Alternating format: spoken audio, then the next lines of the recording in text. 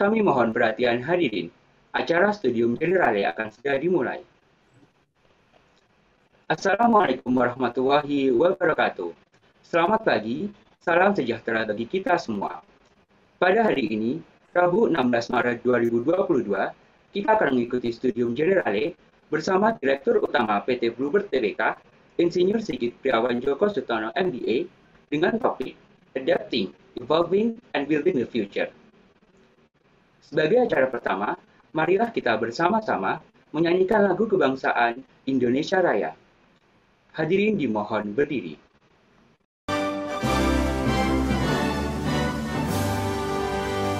Indonesia, tanah airku, tanah tumpah darahku. Di sanalah aku berdiri, jadi panggung di bumi. Indonesia, kebangsaanku, bangsa dan tanah airku. Marilah kita berseru, Indonesia bersatu. Hiduplah tanahku, hiduplah negeriku, bangsaku, rakyatku semuanya. Bangunlah jiwanya, bangunlah badannya, untuk Indonesia Raya. Indonesia Raya, merdeka, merdeka, tanahku, negeriku yang tercinta. Indonesia Raya, merdeka, merdeka, hiduplah Indonesia Raya. Indonesia Raya, merdeka, merdeka, tanahku, negeriku yang tercinta. Indonesia Raya, merdeka, merdeka, hiduplah Indonesia Raya. Hadirin silakan duduk kembali.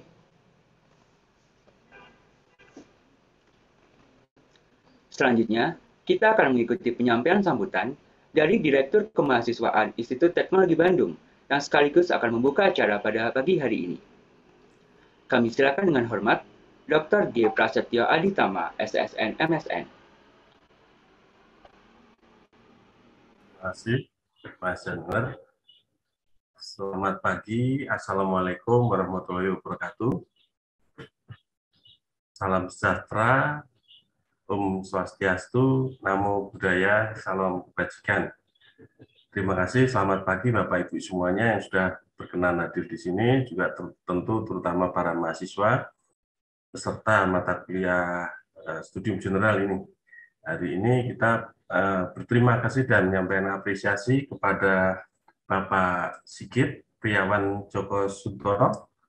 Selamat pagi, terima kasih Pak Sigit atas perkenannya hadir untuk sharing sesuatu yang penting bagi mahasiswa. Kami juga berterima kasih kepada Pak Pambudi. Selamat pagi Pak. Di sini hadir juga Bu Naomi, Kepala Kantor Humas ITB, serta Pak Ferry dan para dosen pengampu lainnya. Terima kasih para mahasiswa semuanya.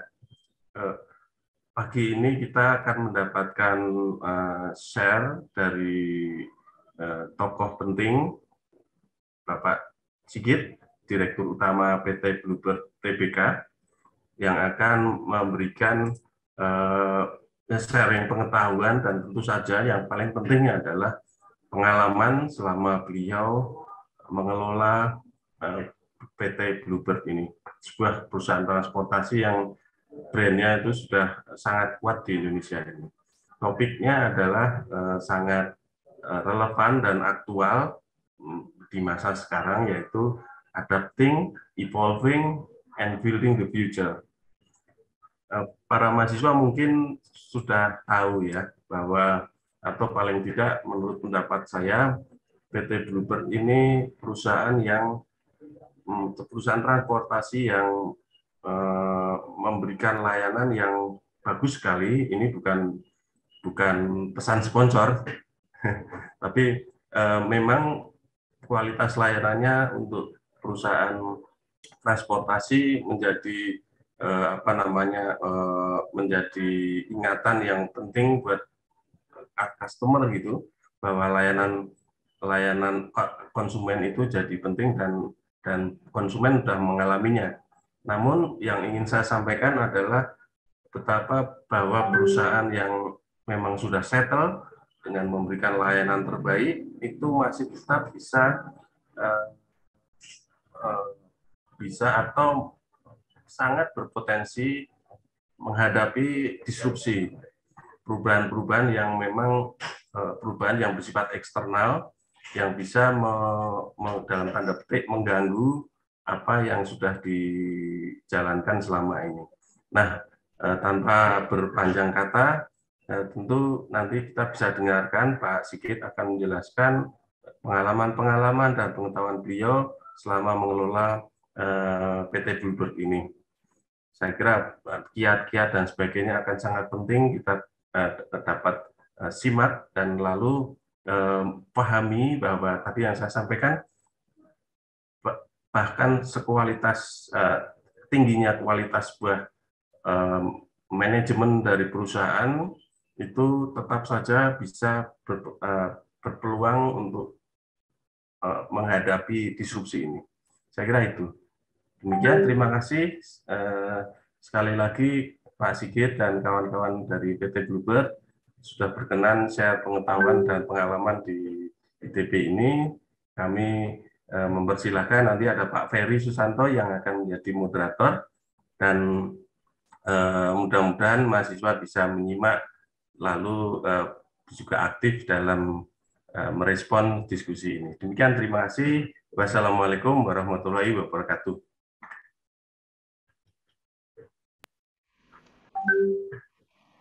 Hadirin yang kami hormati, berikutnya kita akan simak bersama Studium Generale yang akan disampaikan oleh Direktur Utama PT Bluebird Tbk, Insinyur Sigit Priawan Joko Sutono MBA, dengan topik Adapting, Evolving, and Building the Future.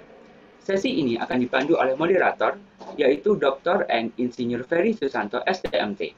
Beliau adalah dosen pengampu mata kuliah Studium Generale dan juga dosen di Fakultas Ilmu dan Teknologi Kebumian ITB. Kepada Bapak Ferry Susanto, kami silakan. Baik, terima kasih Mas Moderator. Assalamualaikum warahmatullahi wabarakatuh. Selamat pagi dan salam sehat semuanya. Semua bisa mengikuti ya suara saya, mudah-mudahan peserta kuliah. Yang saya hormati, pertama Direktur Bluebird yang pada hari ini berkesempatan hadir kesempatan hari ini. Kami menyampaikan terima kasih yang luar biasa atas kehadiran beliau, juga Pak Pambudi serta rekan-rekan dari PT Bluebird. Kemudian pimpinan ITB yang dalam hal ini dihadiri oleh Ibu Humas, Bu Nomi, dan juga Pak Direktur Kemahasiswaan, Pak Pras, serta rekan-rekan Ketua Pengampu Mata Kuliah Mineral, dan juga rekan-rekan kolega dosen pengampu yang lain yang hadir pada hari ini, serta semuanya yang peserta kuliah yang saya hormati. Hari ini kita berkesempatan menghadirkan satu pembicara dari satu perusahaan besar. Saya kira ini semua sudah kenal ya, baik generasi saya maupun generasi Anda. Meskipun kita berbeda generasi dan juga mungkin generasi kakak di atas kita lagi begitu ya. Kalau berdasarkan catatan yang ada itu mulai berdiri tahun 72 kalau tidak salah Pak Sigit. Pak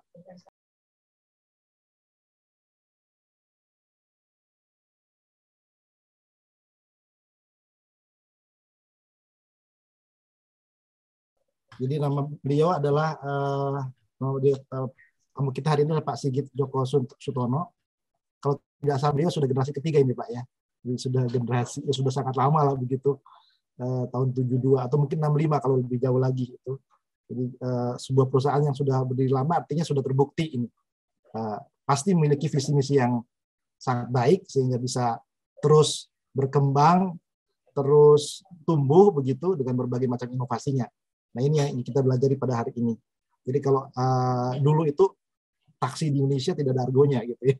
Nah, tahun 70-an kurang lebih, kemudian Gubernur DKI ya kalau tidak salah waktu itu Pak Ali Sadikin meminta supaya ada layanan yang layak untuk sebuah ibu kota negara ya. Ada argonya lah paling tidak. Nah ini yang menjadi tantangan ketika itu adalah PT Bluebird gitu. Ini yang pertama kali tantangan yang ada saat itu.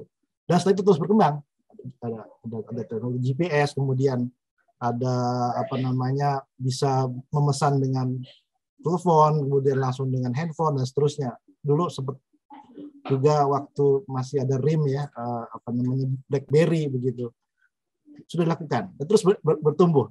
Nah, hari ini beliau akan memaparkan kepada kita mengenai bagaimana strategi dari PT Bluebird untuk beradaptasi dengan perkembangan perubahan.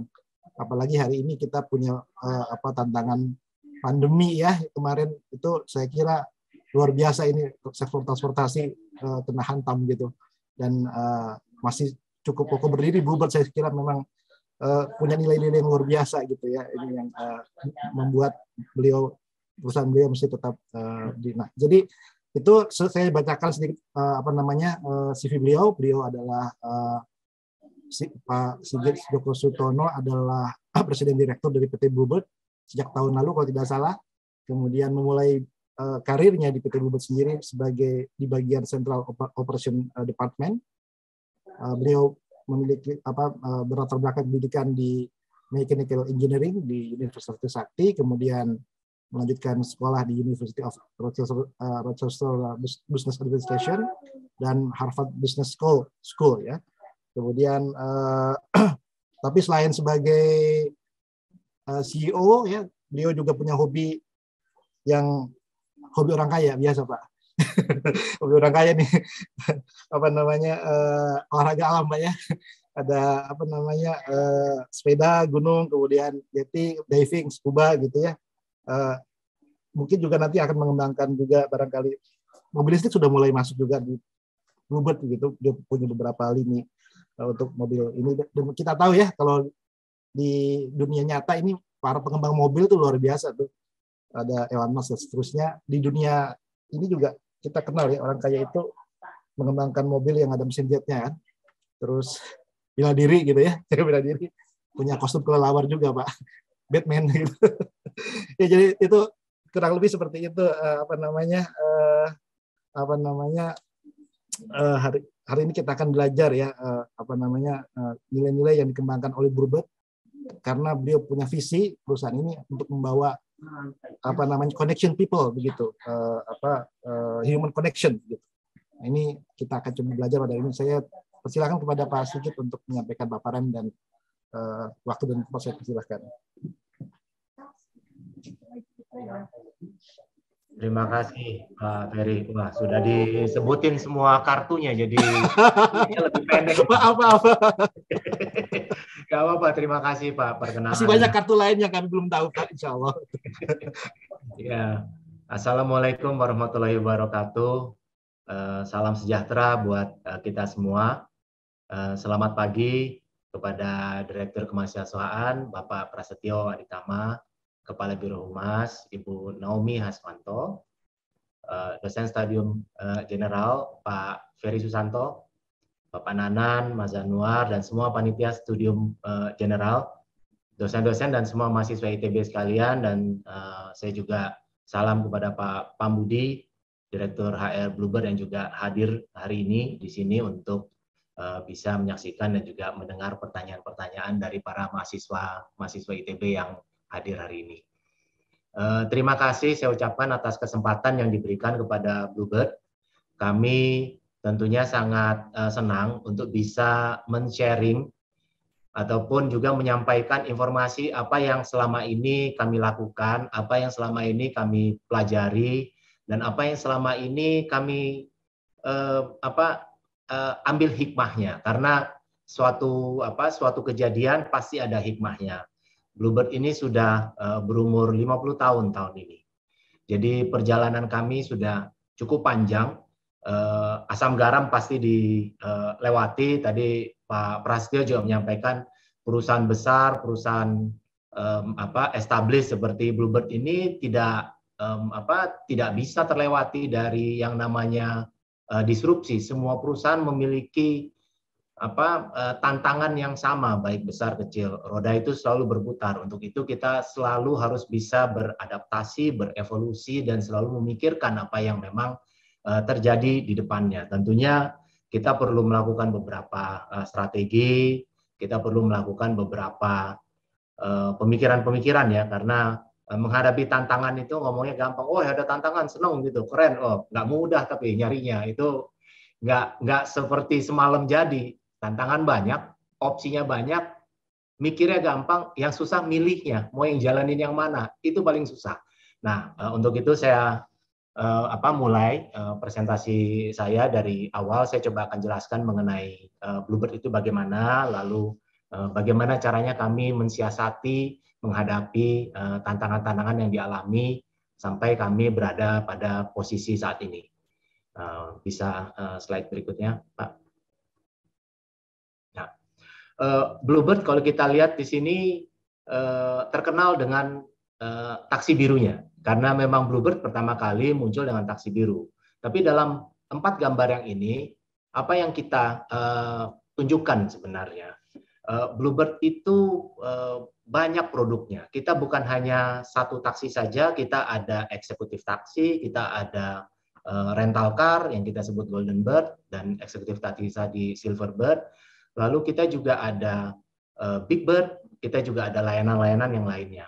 Termasuk dalam turunan layanan kami semuanya itu ada layanan special care ataupun Bluebird peduli yang kita sebut, mobil van dengan akses wheelchair seperti yang kita lihat di gambar. Dan tentunya Bluebird juga terdiri dari banyak para pengemudi, para karyawan, dan pengemudinya pun juga bukan hanya pengemudi pria, pengemudi wanita pun juga berada di Bluebird.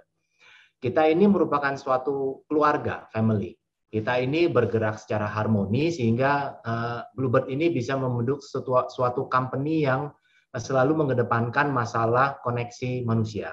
Kalau dilihat di sini kita mengedepankan bagaimana caranya kita berinteraksi dengan tamu kita, dengan para pengemudi kita, dengan para karyawan kita yang ada. Next. Bluebird itu didirikan oleh Ibu Mutiara, almarhumah Ibu Mutiara Siti Fatimah Djokostono tahun 72. Sebenarnya resminya tahun 72, tapi kalau kita balik lagi sebelumnya, Bluebird itu muncul di tahun pertengahan 60-an, 65-66, tapi mulainya itu dengan taksi gelap. Jadi semua taksi banyak berkeliaran saat itu tahun 60-an ya, kita mulai dengan yang namanya taksi gelap. Tapi karena itu tidak berizin, makanya namanya disebut taksi gelap waktu itu ya.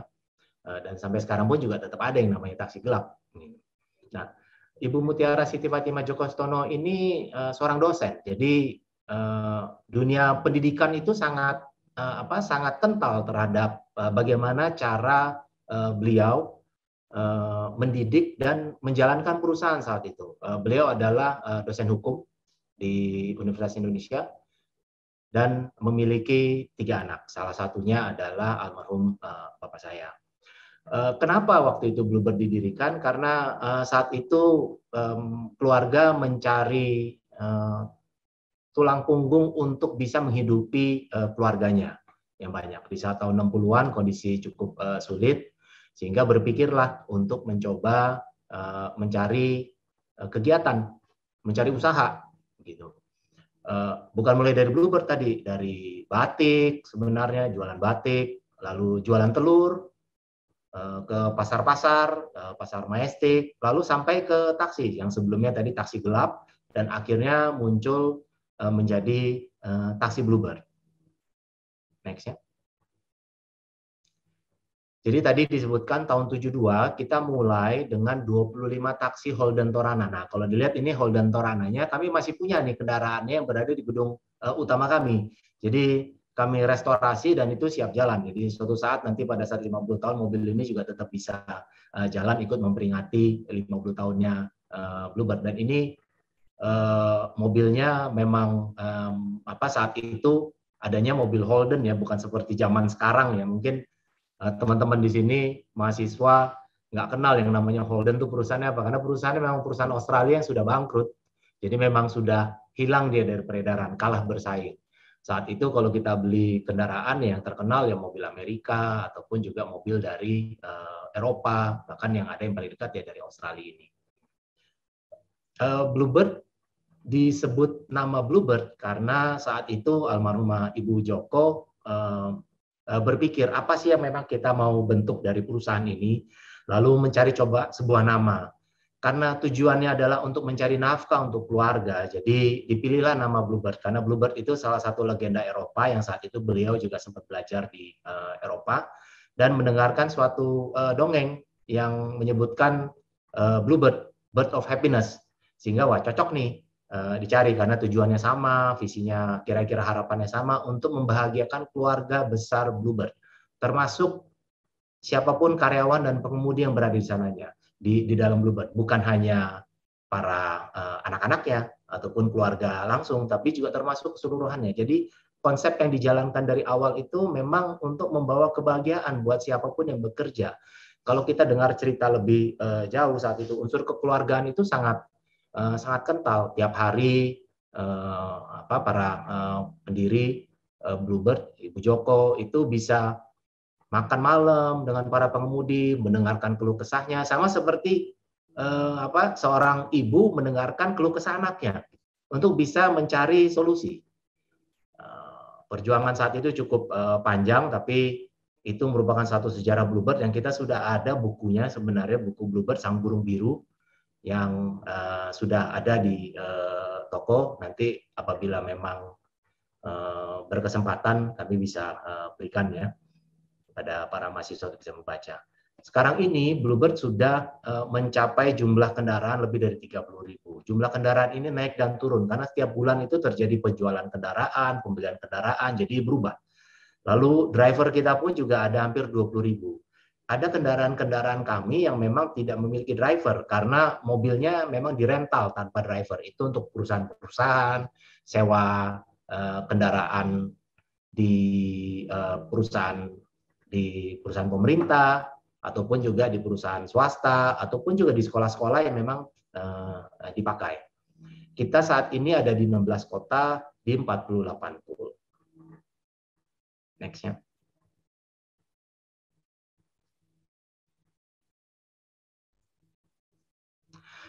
Tadi seperti saya sampaikan, 50 tahun yang lalu Bluebird didirikan.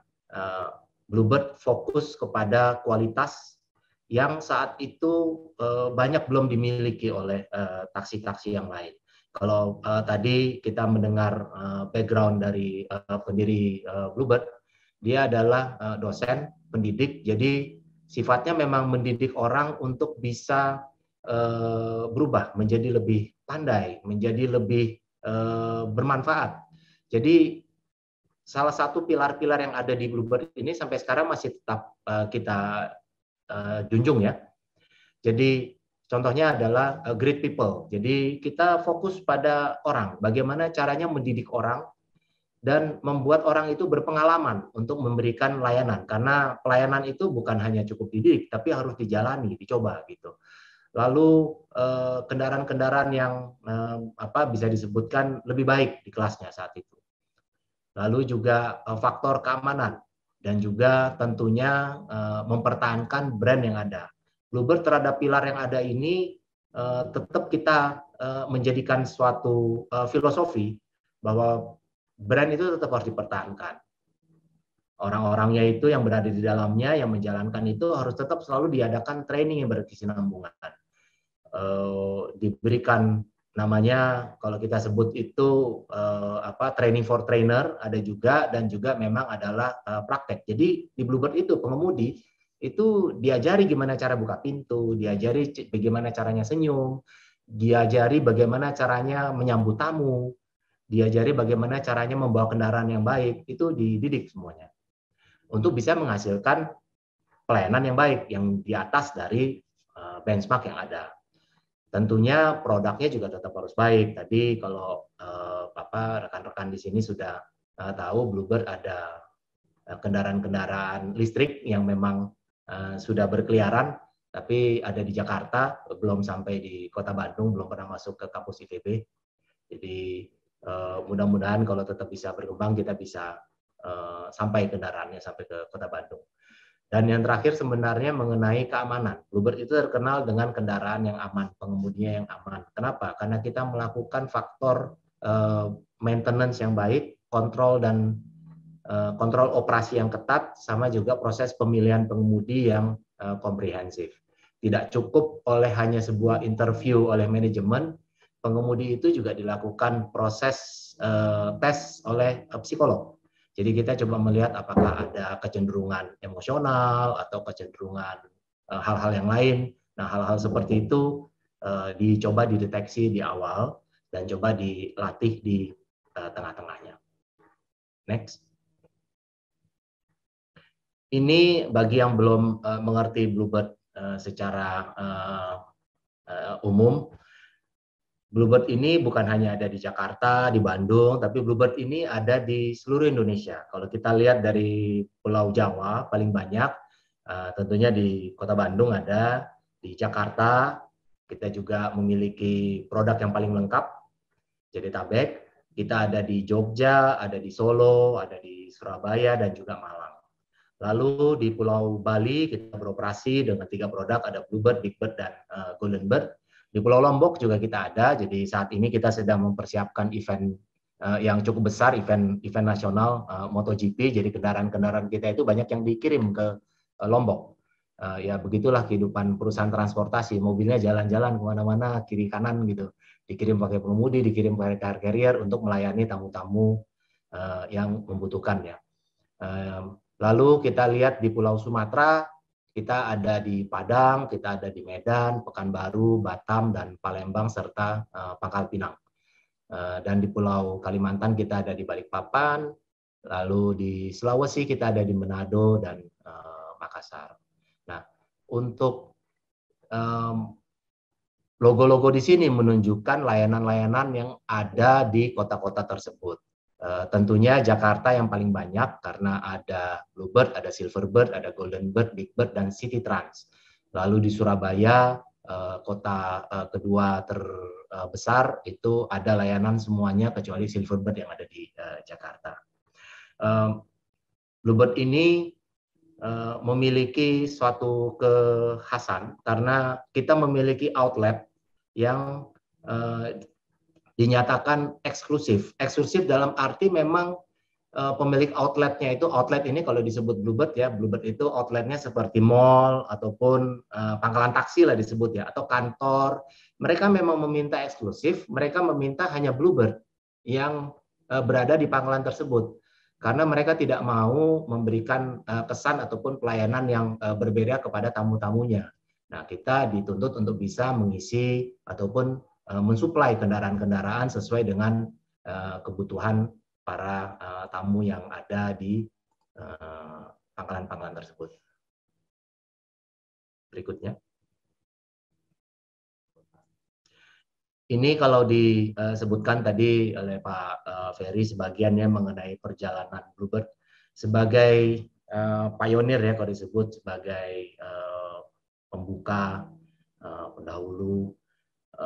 Tantangannya itu cukup besar karena saat itu kita tidak tahu apa yang harus kita lakukan, bagaimana caranya kita men-set suatu standar, tapi kita harus terus berjalan, mempertahankan posisi kita, dan juga terus berinovasi. Jadi kalau kita lihat di kanan atas itu sejak mulai dari tahun 72 sampai tahun 80-an, kita mulai tadi dengan 25 kendaraan Holden Torana. Kita merupakan satu-satunya perusahaan taksi yang memiliki pool saat itu. Jadi kalau sekarang punya perusahaan taksi nggak punya pool itu dulu udah banyak tuh. Tapi saat itu kita harus punya pool. Kenapa? Karena kita fokus pada pelayanan dan kualitas kendaraan dan kualitas pengemudi. Jadi kendaraan itu harus balik ke pool tiap hari, dilakukan pengecekan, kontrol, perbaikan apabila perlu. Jadi pergi pagi, pulang malam, persis kayak burung lah, namanya juga burung biru kan ya. Jadi pagi keluar kandang, pulang malam dia. Lalu termasuk layanan maintenance-nya. Jadi kita juga punya mekanik, kita juga punya manajer-manajer yang ada saat itu. Nah, pada saat mulai tahun 72, perusahaan saat itu juga belum banyak yang beroperasi ya. Tapi ada juga perusahaan-perusahaan taksi yang sudah berjalan saat itu. Tapi semuanya nggak ada yang pakai Argo. Argometer saat itu kita pertama kali yang menggunakan taksi Argo. Sebelumnya itu ya taksinya ya taksi borongan, tawar dari sini ke sini berapa, harganya beda-beda. Saat itu Bluebird berinovasi langsung sebagai taksi pertama yang menggunakan Argometer sejak beroperasi. Berjalan terus, muncullah kebutuhan mengenai adanya AC ya. Zaman dulu mobil nggak pakai AC biasa, tapi kalau sekarang mobil nggak pakai AC kayaknya jadi angkot, beda langsung kelasnya. Jadi kita adalah perusahaan taksi pertama yang memakai AC. AC-nya juga kalau dilihat nanti di kendaraan Holden Torana kita itu ada AC tempel, bukan AC yang ada kisinya, karena memang mobilnya nggak punya lubang AC. Harus ditambahin AC kotak di bawah di kursi depan. Jadi ya yang dinginnya cuma bagian depan situ aja, tapi bisa nyampe ke bagian belakang lah. Tapi itu AC-AC pertama yang memang berjalan. Saat itu pun juga kita sudah memikirkan adanya penerimaan order. Jadi call center pertama itu terjadi di era tahun 70-80-an ini. Bluebird sudah mulai membuka layanan penerimaan taksi melalui telepon. Sedikit mundur, waktu kita memiliki taksi gelap itu sudah dilayani oleh adanya telepon. Bagaimana caranya kita bergerak saat itu? Ya, orang tua kami itu menerima telepon, menjadi driver, menjalankan usaha bareng semuanya, gitu. Karena dua kendaraan itu ya yang terima telepon, ya ayah saya yang jadi supir, kadang-kadang paman saya ataupun ayah saya gantian layani. Nah itu tetap di-maintain, dan pada saat perusahaan menjadi punya perusahaan taksi dengan izin 25, call center itu tetap dipertahankan. Di akhir-akhir tahun 70-an kita mulai meluncurkan juga yang namanya bus Big Bird. Jadi bus Big Bird itu sudah lama melayani sekolah-sekolah saat itu awalnya, karena memang ada permintaan khusus dari sekolah asing. Saat itu kita luncurkan. Lalu di era tahun 81-2007, mulailah, kalau dulu namanya terima telepon, dicatat di kertas, gitu kan, dikirim, dibacain, gitu. Mulailah era komputerisasi. Jadi saat itu kita juga mulai melakukan computerized call center. Jadi diterima dimasukin komputer. Komputernya saat itu juga masih dalam terminal, masih memang kondisi yang memang text based ya, bukan seperti sekarang ada GPS. Yang penting bisa dicatat supaya catatannya benar dan dibacakan oleh operatornya untuk menjemput tamunya. Di tahun-tahun ini juga kita meluncurkan Silverbird Taxi, karena saat itu ada kebutuhan dari kegiatan KTT Non-Blok tahun 92. Kita mengimpor kendaraan Nissan Cedric khusus untuk melayani tamu negara. Disitulah muncul yang namanya taksi eksekutif Silverbird, karena kendaraannya berbeda, lebih besar dari kendaraan umum biasa. Di saat order mulai banyak, mulai sulit tuh. Kalau dulu pakai radio calling ya, jadi kita bisa bayangkan kalau sekarang gambarannya pakai HT ya, satu orang ngomong yang lain dengar semua. Nah kita udah punya 1000 kendaraan, satu orang ngomong operator, ada order di jalan Basuki Rahmat, begitu. Yang nyebut rebutan gitu kan yang mau ngambil. Itu susah. Makin lama makin sulit, order makin banyak. Kita mulai melakukan inovasi yang lain. Kita menyiapkan sistem AnyBit ataupun juga radio mobile data terminal. Nah, radio mobile data terminal ini kalau bisa dibilang itu adalah komputer kecil yang menggunakan teknologi radio komunikasi RF dan mentransmisikan data. Jadi kalau mahasiswa teknik elektro pasti mengerti ini prosesnya bagaimana. Ya kita bisa tahu bandwidth-nya yang ada paling besar paling cuman ya 4 kilobyte, 6 kilobyte, nggak banyak. Jadi data yang ditransmisikan sangat kecil. Berbeda dengan sekarang yang bisa sampai puluhan mega ya bandwidth-nya. Kalau AnyBit itu automatic number identification. Jadi pada saat tamu ada pesan dibacakan, pengemudi itu nggak teriak-teriak lagi. Pengemudi itu hanya tinggal pencet tombol, nomornya muncul. Oh siapa yang mesen nih? Siapa yang mau ngambil? Jadi langsung lebih mudah prosesnya. Jadi saat itu di era tahun 80-an akhir kita sudah mulai menggunakan computerized dan sistem-sistem elektronik yang terpasang di kendaraan taksi. Nah Silverbird karena memang umurnya juga sudah kendaraan harus diremajakan. Di awal tahun 2000-an kita mulai mengganti Silverbird dengan kendaraan Mercedes sebagai inovasi mengganti kendaraan Mercedes pertama di Indonesia sebagai taksi. Nah, muncullah di era tahun 2008 sampai 2015. Ini mulai era digitalisasi nih semuanya. Kita itu sudah mencoba namanya EDC payment. EDC itu alat untuk penerima pembayaran kartu kredit. Kita pasang beberapa kendaraan, kita coba di Silverbird berjalan sebagai cikal bakal untuk pembayaran non tunai. Kita pun juga di tahun 2015 ataupun di sebelumnya di tahun 2011 sebenarnya kita sudah meluncurkan satu aplikasi pemesanan taksi yang tadi disebutkan Pak Ferry di BlackBerry. Nah, saat itu di tahun 2011 kalau nggak salah kita luncurkan dan menjadi perusahaan taksi pertama yang memiliki pemesanan secara elektronik di aplikasi mobile, dan yang saat itu yang paling populer adalah BlackBerry. Mungkin sekarang teman-teman mahasiswa nggak ada yang pakai BlackBerry lagi, perusahaannya juga udah berubah langsung, jadi pernah megang pun belum tentu waktu kecil gitu, karena waktu ada pun juga itu masih tahun 2000-an awal ya. Nah, begitulah teknologi berubah sehingga pada saat kita menjadi perusahaan taksi pertama yang juga mendapatkan award saat itu dari BlackBerry dunia, sepertinya memang teknologi itu masuk terlalu cepat dari masanya. Jadi orang masih senang telepon, GPS belum lengkap. Jadi yang mau pesan-pesan pakai sekarang pencet-pencet gitu belum siap gitu. User masih lebih senang telepon, call center kita masih tetap paling banyak dipakai. Nah, itu adalah cikal bakal aplikasi MyBB di akhir tahun 2015 dan di awal 2016 kita luncurkan, kita rubah aplikasi tersebut masuk ke dalam platform yang lebih populer, platform Android dan platform iOS. Jadi Bluebird itu sudah punya aplikasi My Bluebird sejak tahun 2015-2016 awal kita luncurkan. Jadi sudah 6 tahun sekarang kita miliki.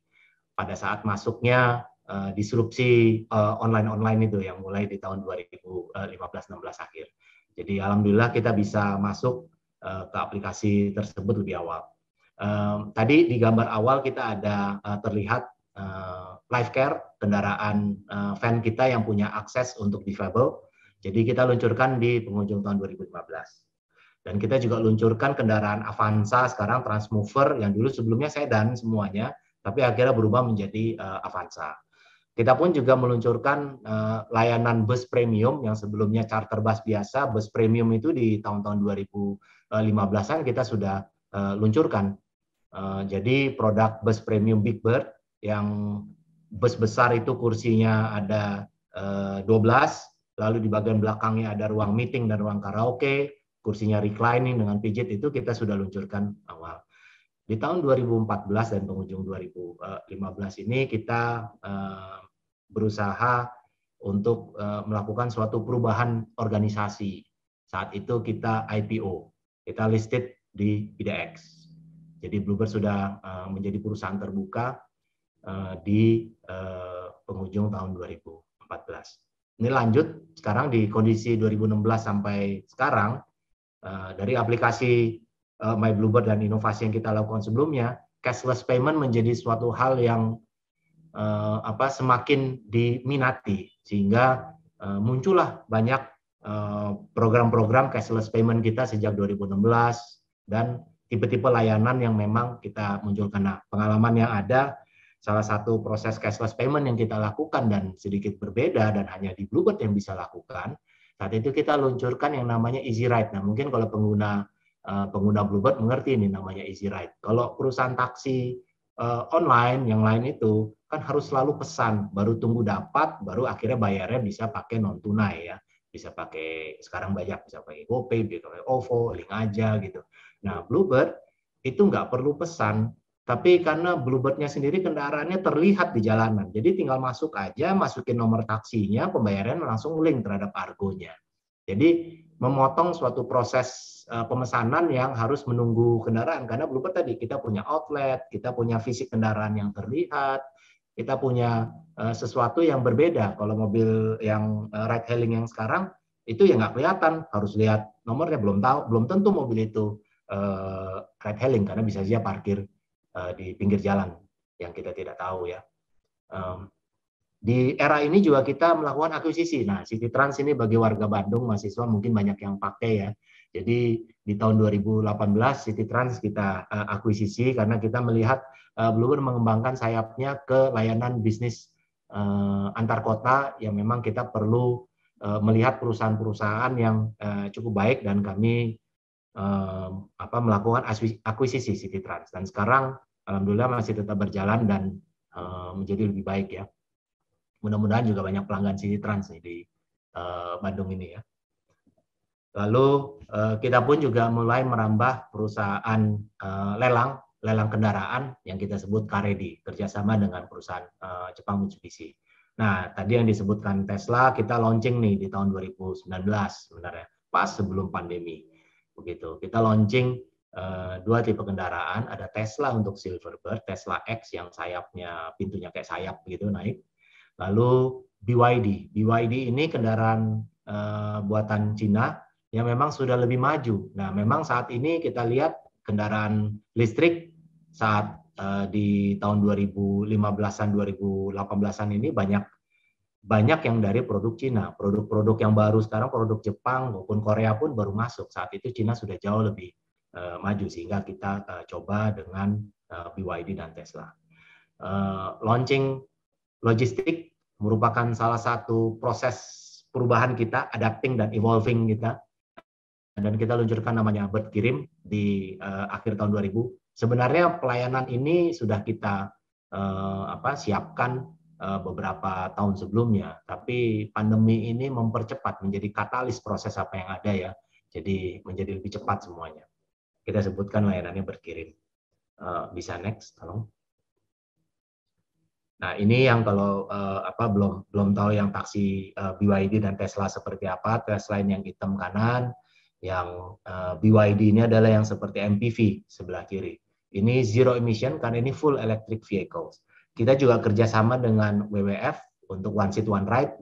Jadi waktu ini diluncurkan, banyak sekali minatnya untuk orang melakukan pemesanan, karena memang setiap pemesanan dan melakukan pembelian One Seat One Ride itu kita tanam pohonnya, kita tanam di bantaran Kali Ciliwung itu dengan namanya, dan itu menjadi produk kerjasama kita dengan WWF sebagai program Langit Biru. Dan dengan kondisi yang ada, kita juga berhasil mengurangi 9.000 liter BBM per kendaraan per tahun. Itu adalah jumlah yang cukup banyak, jadi kalau kita bisa perbanyak lagi kendaraannya akan lebih banyak lagi kontribusinya terhadap green energy ya. Next-nya, Pak.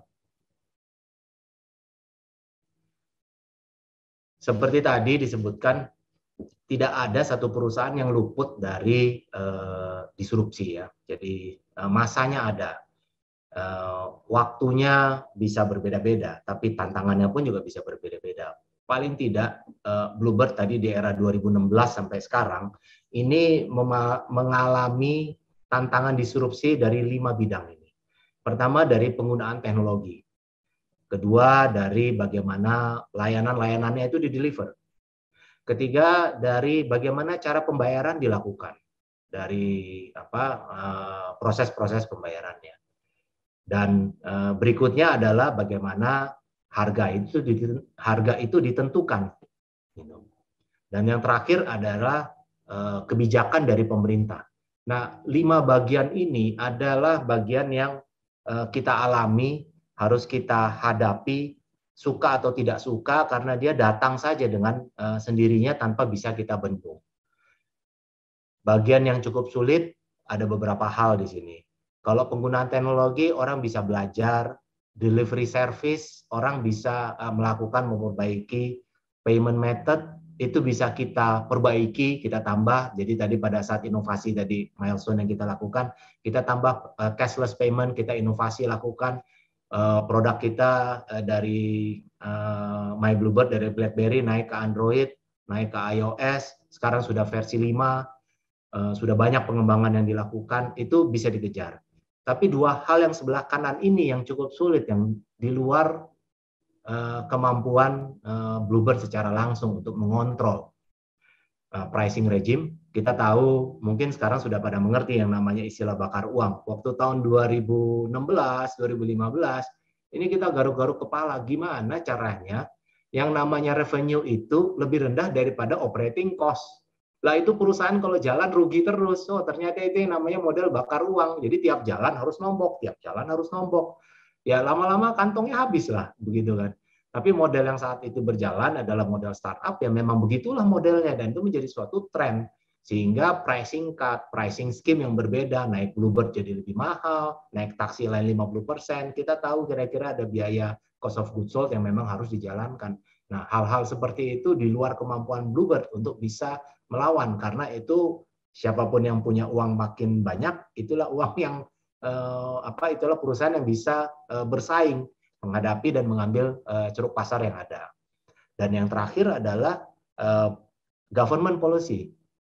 Kebijakan-kebijakan pemerintah saat itu juga terganggu, terdisrupsi, di mana layanan taksi itu adalah layanan yang memang terukur melalui Argo, biayanya itu diatur, ada tarif bawah, tarif atas, untuk mencegah perang harga seperti ini, oligopoli ataupun monopoli harganya. Jadi pemerintah pun juga didisrupsi. Bagaimana caranya membuat suatu aturan baru yang bisa mempersiapkan lingkungan bisnis ini menjadi kondusif. Nah, banyak sekali memang yang tidak sesuai saat itu ya. Kita harus pakai Argo, padahal kompetitor tidak pakai Argo. Kita harus melakukan proses-proses legalitas yang harus dilalui. Yang lain pokoknya tinggal pakai aplikasi handphone jadi jalan gitu. Jadi proses-proses itu mengerucut semua menjadi suatu aturan yang baru yang bersama-sama kita atasi. Tapi proses itu sudah memakan korban banyak. Korban-korbannya adalah bisa jadi perusahaan-perusahaan taksi yang sebelumnya ada dan sekarang sudah segelintir. Perusahaan Bluebird sendiri juga menjadi korban. Jumlah kita juga berkurang, tapi kita coba bertahan sampai kita mendapatkan fleet yang kembali ke 30.000 tadi. Tapi banyak perusahaan-perusahaan lain yang gulung tikar karena tidak kuatnya kondisi lingkungan bisnis untuk bersaing, karena tidak adanya equal playing field yang biasa waktu itu dulu kita coba perjuangkan. Gak apa-apa, kami siap bersaing, yang penting siapkan equal playing field. Kalau tidak, yang lain bisa mendapatkan advantage di antara yang lainnya, itu kami tidak dalam persaingan itu kalau bisa persaingannya yang adil ya gitu. Nah, ini yang kita alami nih saat disrupsi masuk. Next-nya, Pak.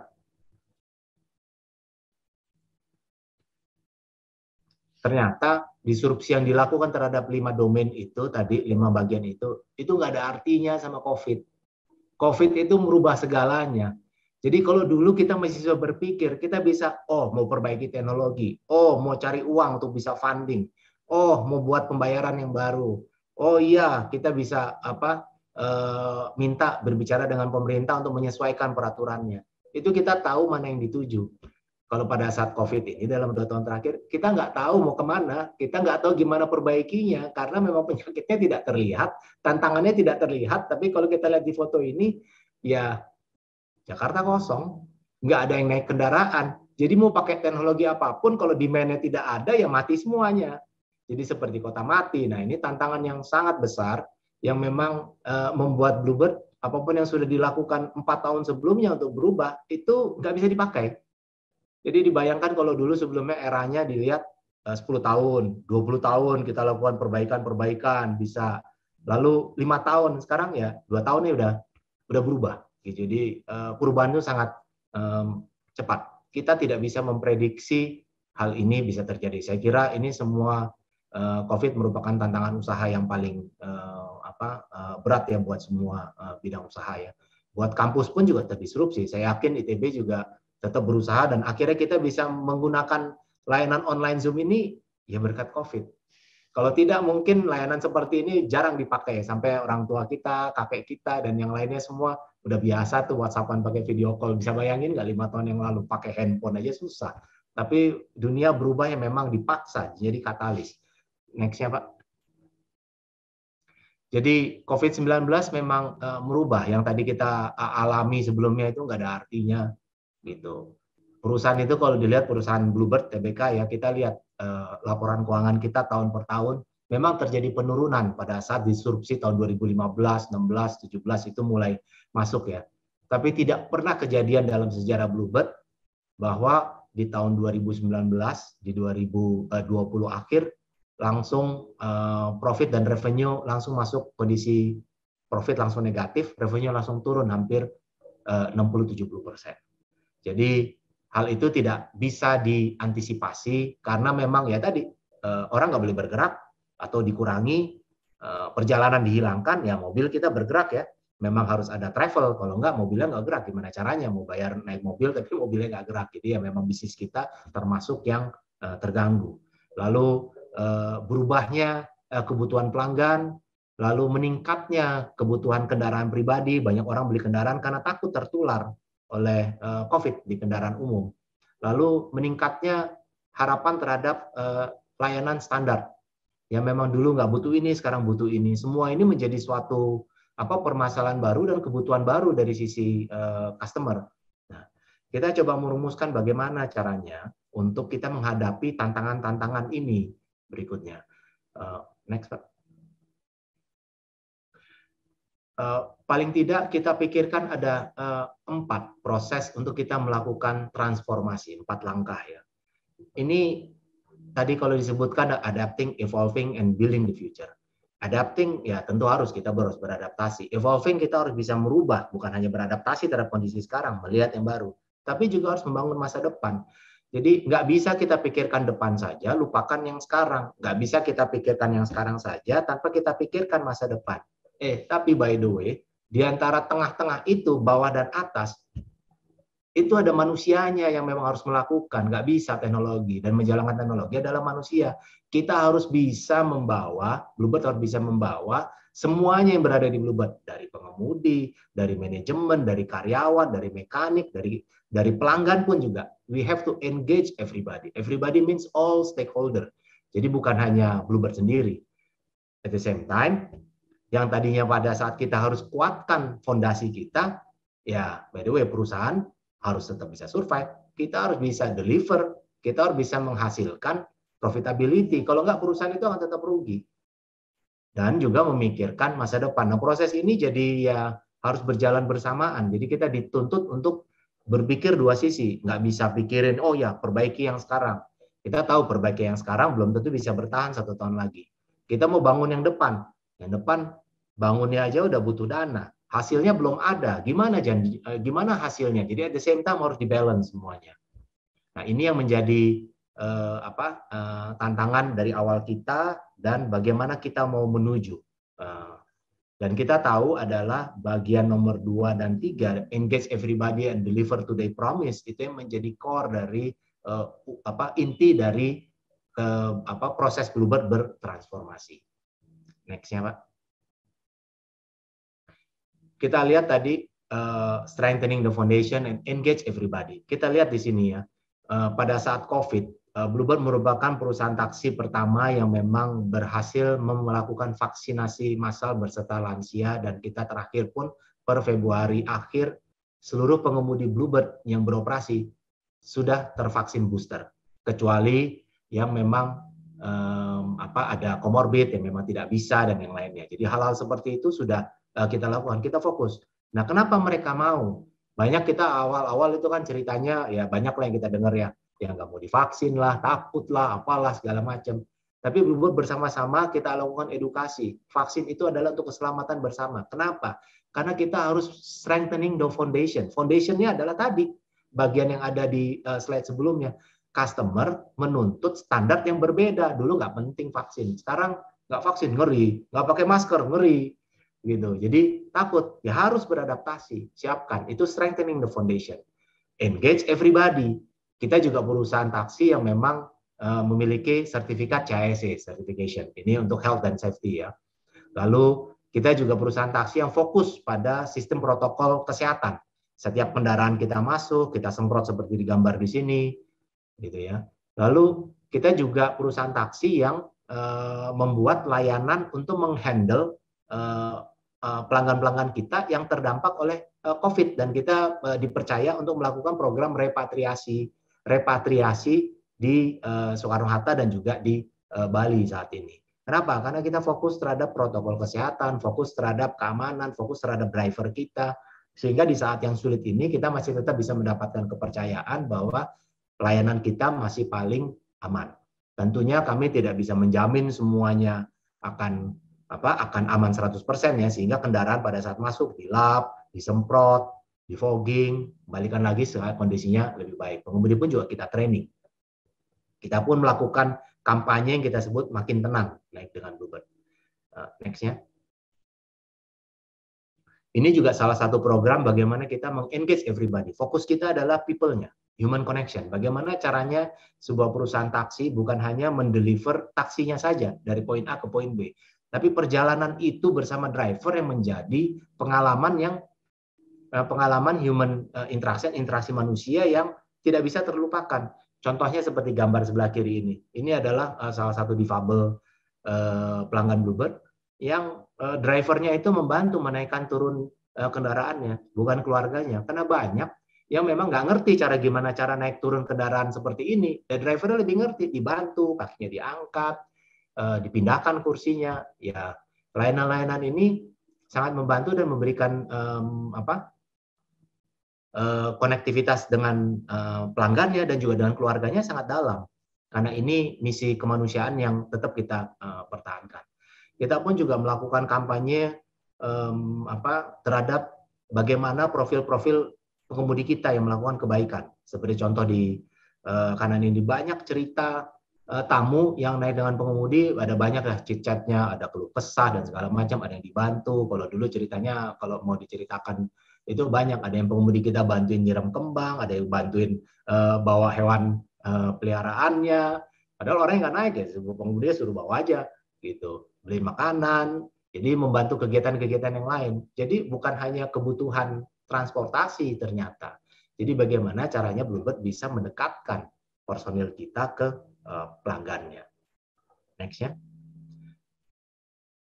Masih masuk dalam engaging everybody, ini adalah salah satu program Golden Bird yang kita layani waktu Delta varian kemarin di pertengahan tahun lalu. Dan ini di mana saat orang menghindari untuk membawa orang yang menderita COVID, kita mendekati mereka karena kita tahu mereka punya kesulitan. Kesulitan untuk mencari transportasi, ambulans carinya susah, mesennya lama, kita siapkan. Tapi kita harus pastikan pengemudi kita aman. Pengemudi kita pakaikan baju tuh, menyetir persis seperti orang bawa ambulan. Karena bedanya ambulan sama mobil kita ya bedanya cuma dari tempat tidurnya sama peralatannya, oksigen dan yang lainnya, sama semuanya pengemudinya pakai peralatan APD lengkap. Ya kita siapkan, kita training, pakai masker, pakai Google, sarung tangan, naik dan tiap hari mobil keluar masuk membawa hanya satu pasien.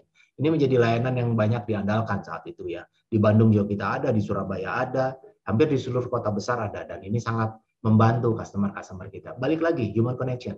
Engage everybody. Bukan hanya karyawan kita, tapi pelanggan dan juga keluarga dari pelanggan yang akan merasa berbeda pelayanan yang diberikan. Next ya.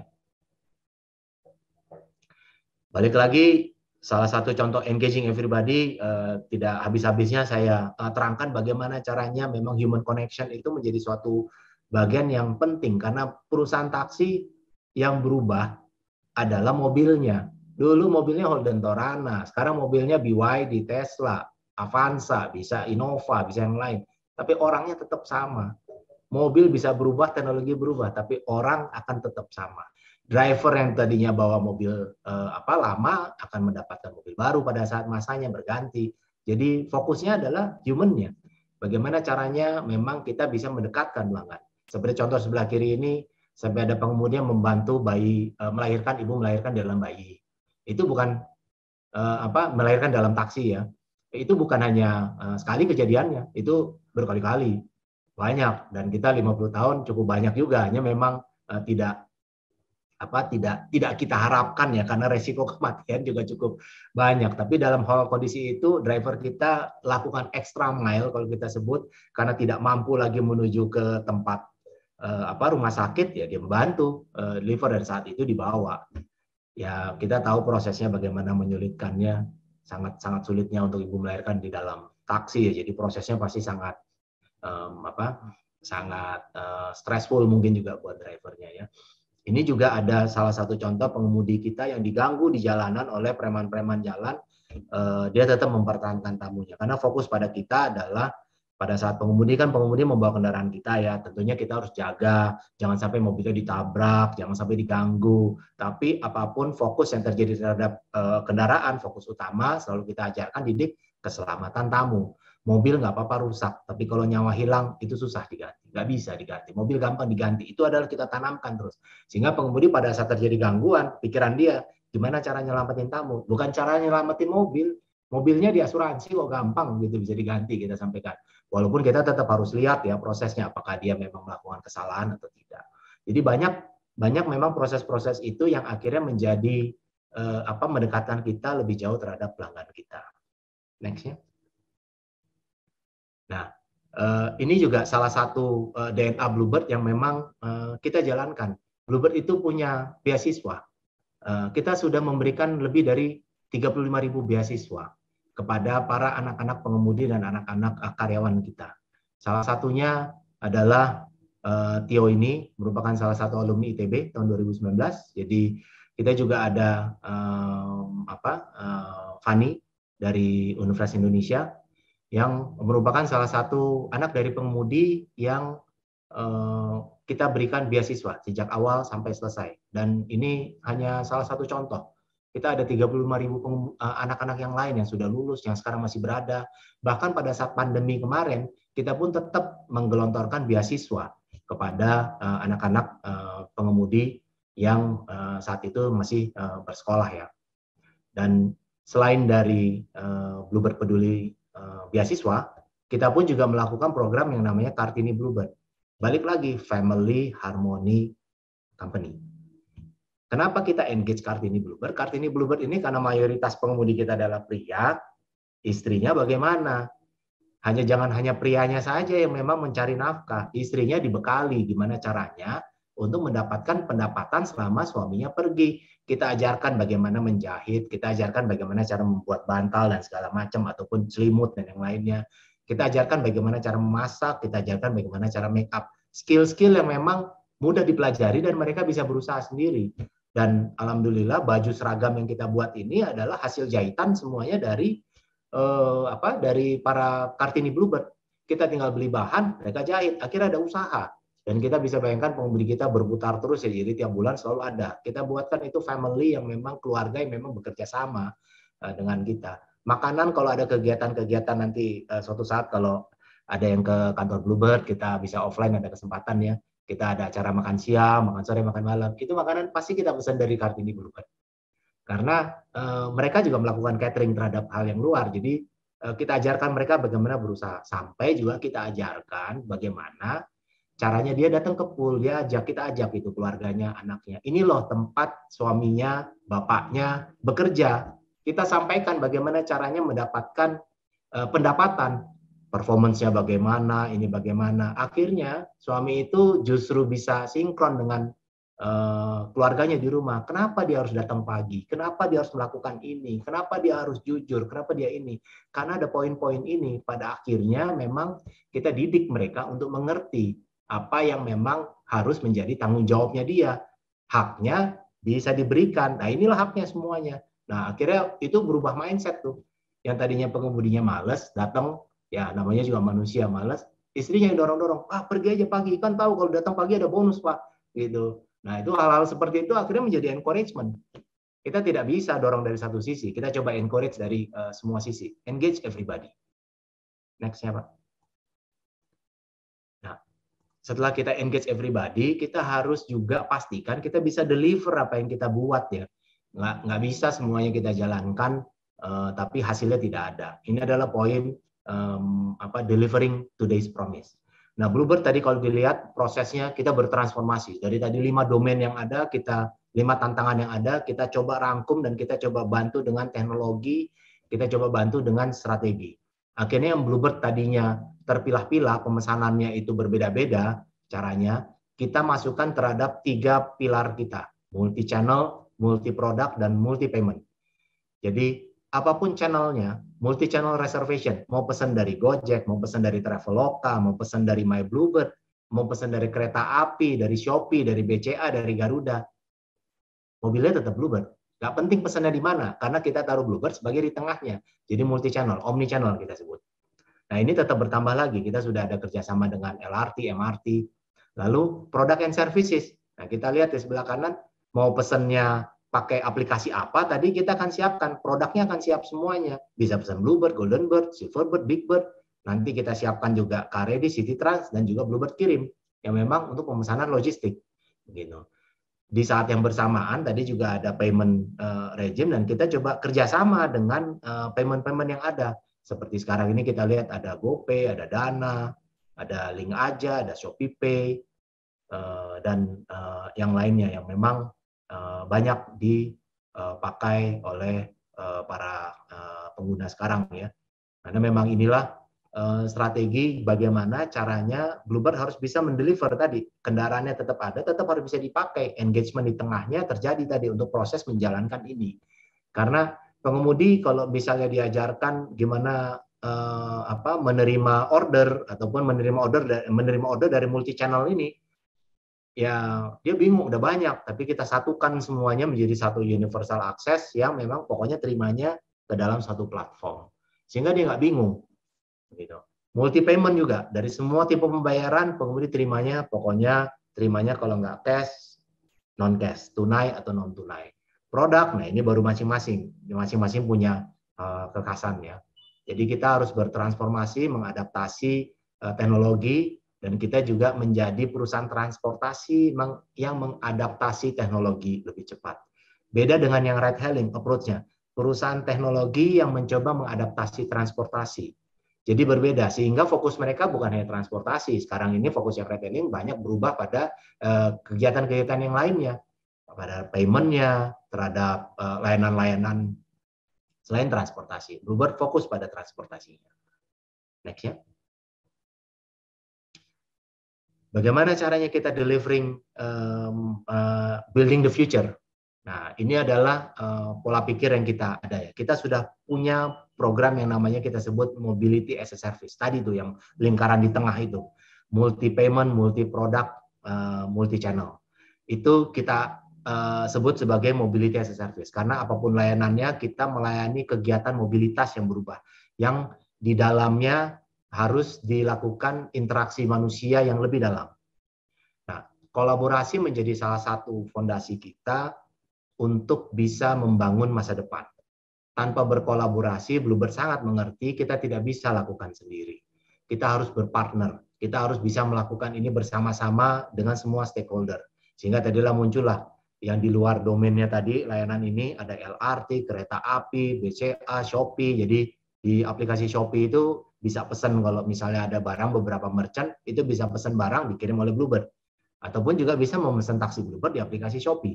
Di BCA juga ada, di MRT kita lagi persiapan kereta api, mau kirim barang kereta api bisa diambil oleh Bluebird. Dan Gojek tentunya sekarang sudah ada, kita kerjasama dengan Gojek yang namanya Go Bluebird ataupun ya Go Blue ya, yang memang khusus diberikan layanan untuk kerjasama kita dengan Gojek. Jadi tamu Bluebird mau pesan mau pakai aplikasi apa, ya nggak apa-apa, yang penting pesannya Bluebird begitu. Next ya. Ini salah satu pemikiran yang memang bagaimana caranya kita membangun platform di masa depan. Saat ini Bluebird ada hampir 200 engineer karena kita perusahaan transportasi yang terus beradaptasi terhadap teknologi. Kita punya program namanya BB Pintar, ini adalah artificial intelligence yang untuk memastikan bagaimana caranya taksi itu bisa diarahkan ke tempat yang memang supply-nya kurang, demand-nya banyak. Ini BB Pintar, termasuk salah satu contohnya seperti tadi. Jadi semakin kompleksnya demand dan supply, kita butuh bantuan machine learning dan artificial intelligence. MyBB 6 ini merupakan satu proses baru yang kita akan luncurkan nanti mendekati tahun 50 tahun. Satu lagi BB1 and Cashless Society. Ini suatu inisiatif yang kita buat Cashless Society. Sekarang ini driver masih pegang uang, pada saat pulang dia masih store uang gitu. Kita siapkan prosesnya sudah cashless semuanya. Jadi sesuai dia tugas, dia sudah tidak perlu lagi transaksi-transaksi yang lain, semuanya sudah terdata, dia tinggal kantongin uangnya, dia bisa pakai, dan semuanya ini menjadi suatu society, lingkungan keluarga yang memang ya tanpa cash sudah, tapi transaksi tetap terjadi. Corporate solution menjadi salah satu fokus kita, dan tentunya kita harus mendorong, memberikan support terhadap sales dan marketing. Logistik menjadi salah satu poin utama kita untuk berkembang di kemudian hari, karena kita tahu tadi pergerakan mobilitas orang dibatasi, tapi orang tetap harus terima barang, orang tetap harus hidup, logistik dan commerce tetap bergerak. Kita fokus untuk menambah layanan kita di logistik. Dan yang terakhir adalah partner integration. Nah, partner integration ini tadi kolaborasi, kita mengintegrasikan partner. Nggak ada zamannya lagi itu, memang akhirnya pesannya berbeda-beda ya. Kita buka aja semuanya. Kita sudah open API, tinggal partner bisa connect, kita lakukan testing, jalan tuh layanannya. Next-nya, saya rasa ini slide saya yang terakhir. Terima kasih. Tapi tadi ini kan saya sebutkan mengenai Bluebird ya, sejarahnya gitu. Tadi Pak Ferry menyebutkan sedikit mengenai saya. Nah, kalau tadi disebut Bluebird itu udah jelas, tapi kalau saya nggak tampilkan saya nanti disebut saya hoax lagi. Saya karena senang sport, saya senang mountain biking. Ini adalah salah satu contohnya aja bahwa saya memang melakukan diving dan saya juga melakukan mountain biking. Tapi kalau tadi dibilang Pak olahraga orang kaya, nggak juga Pak, banyak Pak. Sepedaan itu tidak harus mountain biking, scuba itu di Pulau Seribu juga bisa. Tapi kalau memang mau mendapatkan pandangan yang lebih baik, Indonesia Timur itu indah sekali memang. Itu namanya mutiara kita yang memang harus dijaga ya. Terima kasih rekan-rekan mahasiswa, para dosen, panitia, semoga sharingnya cukup bisa memberikan wawasan. Terima kasih. Ya, terima kasih Pak Sigit atas paparannya yang luar biasa. Banyak hal yang tidak saya ketahui. Tadi ada AC segala macam itu Pak. Saya tahun 2000-an itu masih mahasiswa ya. Ke Jakarta banyak dapat taksi pakai AC Pak, tahun 2000-an itu. Ini dapat insight bahwa tahun 70-an sudah pakai AC, luar biasa itu. Dan memang terpaksa memang harus diakalin Pak ya waktu itu ya, belum integrated dengan kendaraannya itu sendiri begitu. Jadi saya kira memang real innovation yang dari awal sebagai perusahaan teknologi transportasi. Nah, kalau beliau menyebutnya itu sebagai perusahaan teknologi transportasi ya. Jadi tidak hanya sekedar perusahaan transportasi tapi teknologi transportasi. Silakan kepada mahasiswa ini kalau misalnya ingin bertanya, silakan, ada dua cara ya. Pertama seperti biasa tuliskan di dalam kolom chat, atau yang kedua tolong sebutkan nama dan NIM dan nama, atau yang kedua silahkan ganti dulu namanya semuanya dengan ada NIM-nya ya, yang belum pakai NIM, kemudian raise hand, kemudian buka kamera. Setelah saya persilahkan, silakan bertanya. Silakan kepada mahasiswa. Dan mungkin ada ini ya, ada bonusnya barangkali ini. Silakan. Sudah lihat ada sudah ada yang angkat tangan di kolom chat. Saya belum, sudah ada juga, konten sudah ada juga. Baik, saya bacakan dulu ya yang di kolom chat. Setelah ini untuk yang raise hand bisa buka kameranya. Baik, dari Ricky Rahman ini Pak Sigit. Ricky Rahman bertanya, bagaimana Bluebird dapat bersaing dengan taksi biasa karena masyarakat bakal cenderung pada taksi biasa yang ongkosnya lebih murah, Pak? Itu pertanyaan pertama, Pak. Mungkin akan ditanggapi dulu, enggak, silakan. Ya, langsung aja ya tanggapi. Mas Ricky ya. Mas Ricky, ya? Ricky betul. Ya, Ricky Rahman ya. Jadi Bluebird itu fokus pada layanan.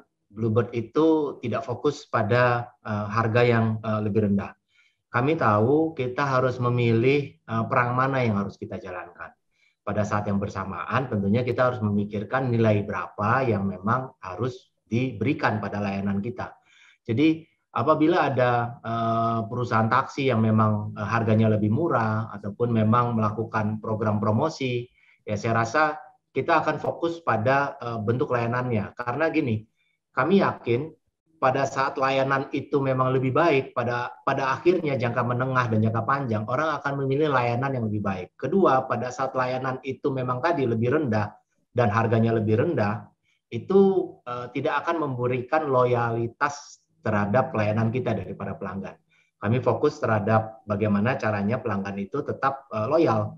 Nah, memang kita juga tetap harus berpikir apabila ada layanan yang bagus dan harganya tetap lebih murah dari kita. Nah, itu tadi waktu terjadi di tahun 2015-16, layanannya mungkin bisa dibilang ya mobil-mobilnya waktu itu masih baru yang ride hailing ya. tapi harganya setengahnya. Gitu. Nah, harga setengah itu ya memang pasti akan terganggu. Bluebird yakin ceruk pasar itu pasti ada. Memang market Bluebird tidak sama dengan market taksi biasa. 50 tahun Bluebird berdiri, Bluebird tidak pernah tidak ada kompetisi. Selalu ada. Sejak awal justru kita paling kecil. Kita melakukan argometer berarti harga kita mungkin bisa lebih murah atau lebih mahal dari yang lain. Akhirnya kita terus berjalan. Saat kita di era tahun 90-an pun juga tahun 80-90-an kita ya ada taksi yang warnanya putih, ada yang warnanya kuning. Itu tarifnya lebih rendah dari Bluebird.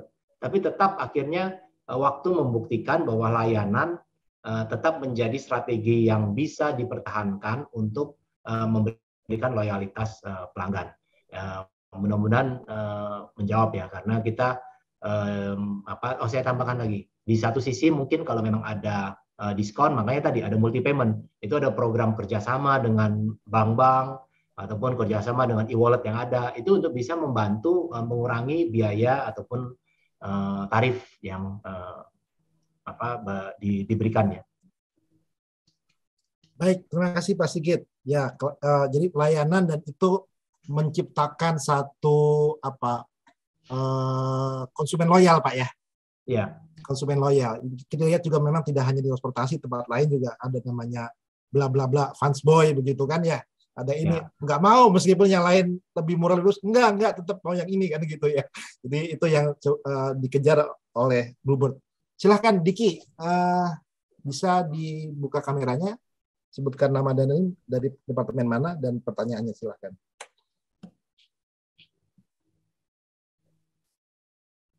Belum terdengar suaranya Diki? Belum dibuka?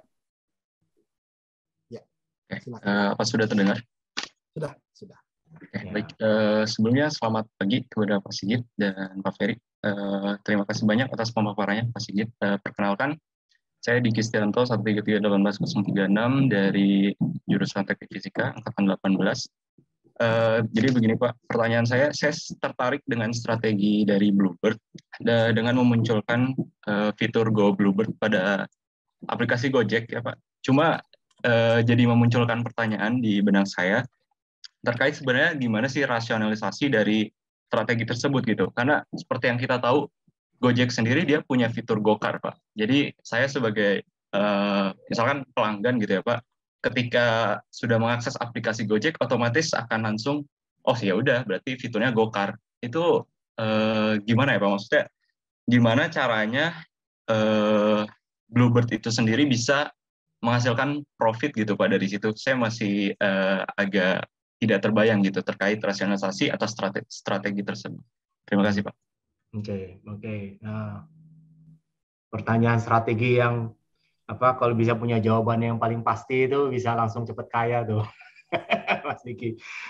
Itu pertanyaan yang susah dan itu tadi waktu saya jelaskan di awal, itu adalah pilihan yang nggak mudah. Strateginya banyak kita pikirkan. Oh, ada A, ada B, ada C, ada D. Akhirnya oke, kita harus eksekusi. And at end of the day, yang namanya strategi, kalau tanpa eksekusi itu nggak ada gunanya. Lebih baik eksekusi yang optimal, eksekusi yang paling baik dijalankan dengan strategi biasa-biasa saja. Daripada strateginya paling baik, tapi eksekusinya biasa-biasa saja, hasilnya nggak nyampe. Karena eksekusi paling penting. Nah, dalam hal kita memilih, kita harus mengambil eksekusi yang pas. Nah, kita lihat balik lagi yang ke Bluebird, kenapa kita masuk ke Gojek. Simpelnya begini, kalau kita berpikir jangka panjang dengan jangka pendek, itu biasanya bertolak belakang. Kita lihat jangka pendek, waduh, ini kita akan kena saingan. Gitu. Tapi kita harus berpikir jangka panjang bagaimana. Kita yakin nggak sustainability terhadap bisnis modelnya? Kita yakin nggak dia bisa dapat driver dan uang yang akan dijalankan dengan proses yang sekarang berjalan itu dan terbukti setelah 5 tahun, pada akhirnya yang namanya bottom line harus naik juga. Price cut-nya mulai dikurangin gitu. Nah, hal-hal seperti itu kita yakinkan dan kita eksekusi. Caranya ya sudah, kita harus masuk dalam platform mereka. Karena pada akhirnya pertama mungkin kita lebih berdarah-darah gitu. Tapi lama-lama platformnya akan lebih baik. Jadi kita building the future. Kita pikirkan. Kenapa waktu itu kita pilih dan kita masuk ke Gojek? Karena kita setting up the future. Tapi at the same time, kita nggak bisa mengandalkan itu.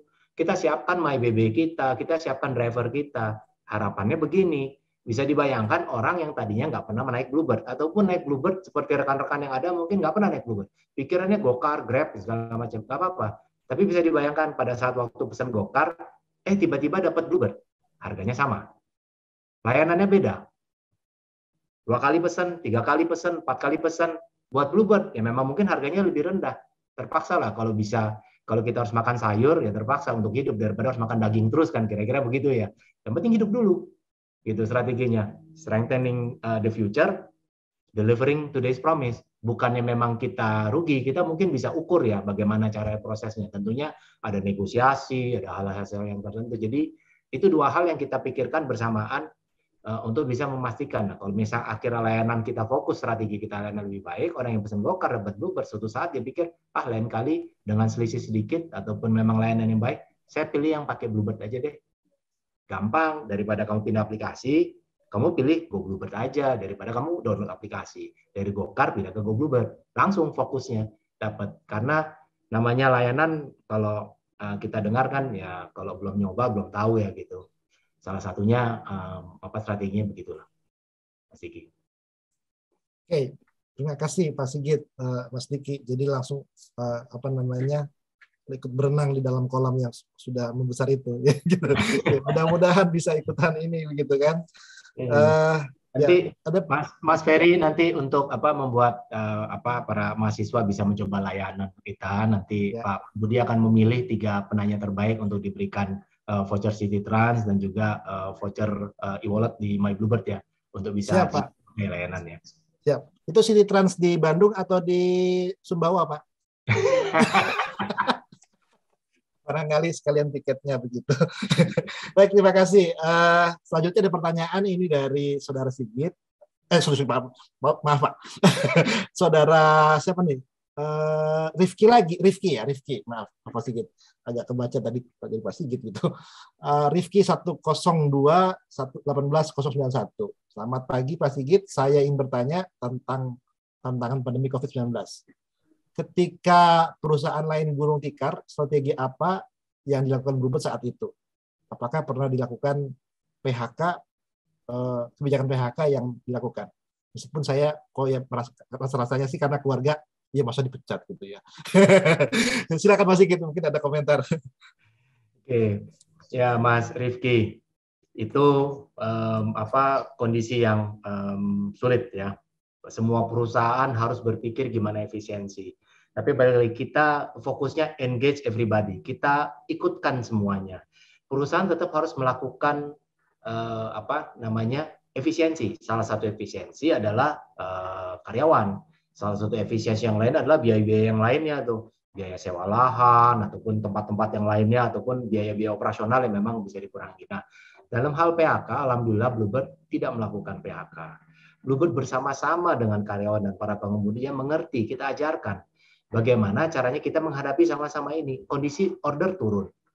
Ada beberapa yang memang memilih untuk tidak bekerja karena dia pun pengemudi itu mendapatkan income dari tamunya. Dia lebih baik saving. Jadi dia tidak masuk. Kondisi kita berkurang. Karyawan juga sama. Yang kita lakukan adalah kita mengerti bersama kondisi turun, kita lakukan shifting yang berubah. Sehingga income juga turun, itu sama-sama. Jadi kita tidak memilih untuk mem-PHK, tapi kita memilih untuk bersama-sama menanggung sebagai keluarga, beban apa yang harus kita tanggung bersama, kita turunkan bersama. Bukan hanya dari level karyawan, sampai level manajemen, sampai level direksi. Beberapa bulan yang lalu, dan mungkin baru bulan yang lalu juga, kita lakukan pengurangan untuk efisiensi dari sisi remunerasi. Mereka mengerti, alhamdulillah, karena kita transparan apa yang kita alami. Jadi nggak bisa kita survive kalau kita harus melakukan perusahaan dalam kondisi rugi. Tapi kita fokuskan, fokus kita terhadap masa depan. Beasiswa miliaran tetap kita berikan walaupun kita rugi. Tapi untuk kehidupan, marilah kita kecangkan ikat pinggang bersama-sama. Caranya gimana? Misalnya yang outletnya dibuka, ditutup, orangnya diputer, lalu kita ajarkan juga dia untuk bisa melakukan tugas yang sama, membantu untuk menjual sales. Tadi lihat produk layanan kita juga muncul yang lain-lain, berkirim. Nah, itu muncul opportunity baru untuk mereka belajar ataupun menjadi sales yang tadinya memang akhirnya mengerjakan yang lainnya. Jadi siasat-siasat itu dari sisi manajemen ada yang memilih juga pulang kampung, strategi-strategi tersebut dipilih dan dibuka opsinya terhadap para karyawan, dan kita memilih atas dasar asas kekeluargaan juga. Jadi bukan PHK tapi memang ditawarkan kepada mereka, Pak ya. Ya. Seperti itu. Baik, ini ada Amelia dari SBM yang lagi rame juga ya hari ini. Mudah-mudahan udah nggak rame lagi sekarang. Silakan Amelia, mungkin langsung saja bertanya ya kepada Pak Sigit. Saya persilahkan Anda untuk membuka mic kalau misalnya memungkinkan. Kalau tidak saya bacakan. Silakan Amel. Amelia SBM. Kelihatan nih. Baik. Kalau tidak ada saya bacakan saja pertanyaannya Pak Sigit. Dari kewirausahaan, beliau jurusan kewirausahaan 192-20033. Saya melihat mayoritas masyarakat Indonesia yang memiliki ekonomi kelas menengah ke bawah. Sebentar. Saya melihat mayoritas masyarakat Indonesia yang memiliki ekonomi menengah ke bawah. Sejauh ini saya simpulkan bahwa mobil merupakan salah satu kebutuhan yang cukup eksklusif bagi sebagian besar masyarakat Indonesia. Apa yang membuat Bluebird masih bertahan memberikan layanan berupa kebutuhan mobil, bukan motor? Dan apa yang mendasari Bluebird masih mempertahankan keeksklusifannya di antara brand-brand lain yang boleh mengutamakan affordable? Melihat Bluebird juga membutuhkan revenue setelah adanya kompetitor seperti GoCar, GrabCar, dan sebagainya. Terima kasih, Pak Sigit. Mungkin itu pertanyaannya. Silakan, Pak. Ya, saya nangkap nih. Pertanyaannya melihat dari sisi makro, karena memang bisnis manajemen wirausaha ya, jadi ada makro yang lihat nih. Gini, kalau Bluebird sebenarnya bukan mempertahankan eksklusivitasnya, Bluebird mempertahankan fokus pada layanannya. Kita tahu market itu harus kita pilih. Mungkin perusahaan, ada beberapa perusahaan yang memang bisa memfokuskan pada semua bentuk layanannya karena produknya sangat luas, misalnya Unilever. Unilever pun juga dalam produk-produknya dia memilih market-market tertentu. Ada perusahaan lainnya yang mengambil market-market yang berbeda. Nah, Bluebird fokus pada layanan kendaraan transportasi roda 4 ke atas. Kenapa? Karena dari sisi makro kita lihat kebutuhan masyarakat itu akan bertambah. Sekarang memang butuhnya motor, tapi pada saat nanti butuhnya kendaraan. Pada saat nanti butuhnya akan lebih naik. Hierarki kebutuhan memang pasti akan berubah, akan menjadi lebih banyak demand-nya. Nah, pada saat dia mencapai kondisi yang akan berkembang itu, kita fokus pada layanan kendaraan transportasi roda 4 kita. Kedua, Bluebird ini juga perusahaan TBK yang memang kita harus berjalan berdasarkan izin, tapi saat itu kan memang terdisrupsi ya, dan ini Goto kalau dibilang kan udah mau IPO, ini juga izin-izinnya baru mulai sekarang, bahwa memang motor itu namanya ojek itu tidak diatur oleh aturan pemerintah. Saat itu kita tidak boleh punya ojek karena memang itu layanannya tidak bisa dipertanggungjawabkan dalam hal legalitas pemerintah. Sekarang kondisinya berubah. Nah, tapi apa yang sudah terjadi kita tetap harus ngambil fokus. Nah, fokus kita adalah pada layanan dan kendaraan roda 4. Bukan berarti kita mau mempertahankan eksklusivitasnya. Kedua, dari sisi harga, 5 tahun yang lalu sama sekarang harganya beda. Boleh dibandingkan, kalau dulu bisa beda sampai hampir 40-an%, sekarang kadang-kadang bisa lebih mahal, kadang-kadang bisa lebih murah. Jadi kondisi itu berbeda. Kenapa? Kita lihat akhirnya ke depan, mudah-mudahan strategi kita benar, dan apa yang kita pilih adalah strategi yang pas. Tapi kita harus yakin, ya kita jalan fokus pada layanan ini, sehingga kalau dibilang revenue-nya yang lain dianggap lebih affordable, coba deh pada saat jam-jam tertentu, pada saat kebutuhan saat hujan, Pak. Nah. Saat hujan, Pak. Ya. Ya. Terima kasih Pak Sigit. Saya bisa menangkap ya. Jadi mungkin adik-adik bisa melihat juga di lapangan seperti apa begitu ya. Ya, kita tahu lah kalau dalam hal-hal tertentu nanti, dan mohon diingat bahwa Bluebird adalah perusahaan transportasi, perusahaan teknologi transportasi. Yang lain itu perusahaan teknologi gitu, informasi sebenarnya kan gitu ya, agak berbeda sebenarnya gitu. Oke, ini ada pertanyaan yang lain, sudah cukup banyak ini pertanyaannya, tapi saya beri kesempatan nih kalau ingin ada yang langsung bertanya, angkat tangan, ya langsung raise hand begitu. Saya beri kesempatan untuk diskusi langsung dengan Pak Sigit.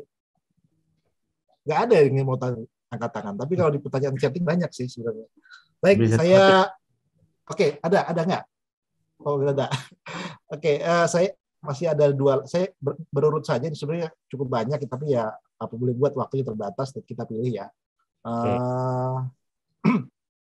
Saya coba baca juga ya Pak ya, ini ada. Bangga nanti. Ya. Ini ada Lucky dulu. Setelah Lucky, setelah itu ada Diva. Nah, sayangnya Diva ini mengirim lewat chat pribadi ke saya, bukan ke kolom komentar. Jadi Pak Sigit tidak bisa membaca gitu. Oke, Diva, saya persilahkan setelah ini bisa langsung bicara langsung saja dengan Pak Sigit setelah soal yang pertanyaan sekarang.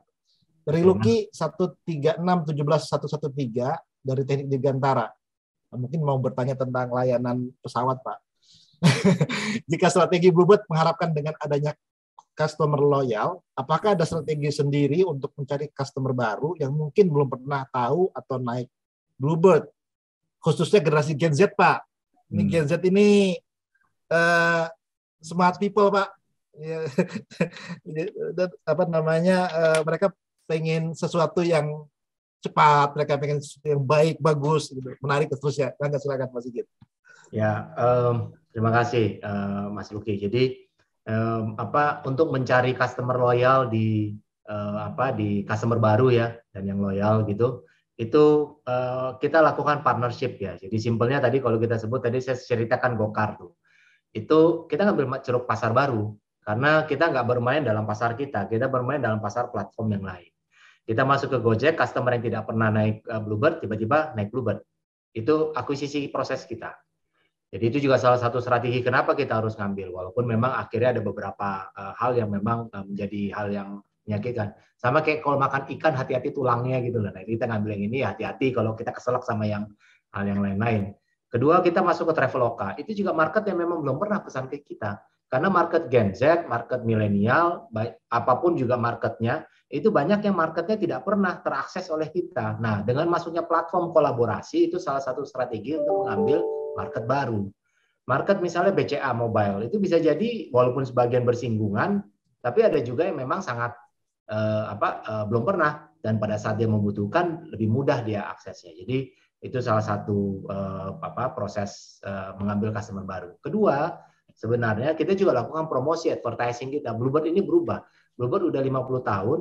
Bluebird itu bisa dibilang sekarang dari sisi teknologi kita juga sudah punya, dari sisi pekerja-pekerjanya pun juga, mahasiswanya juga udah sebagian bukan mahasiswa, karyawan-karyawan dan pengemudi kami juga memang juga udah masuk dalam ukuran genset. Kita juga membuka adanya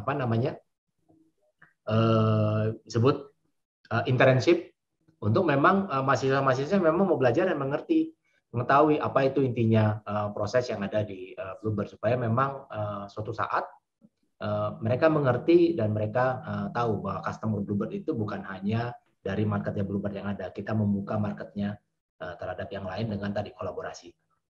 Terima kasih. Baik, terima kasih Pak Sigit. Jadi saya persilahkan kepada saudari Diva Aulia, NIM 116200011.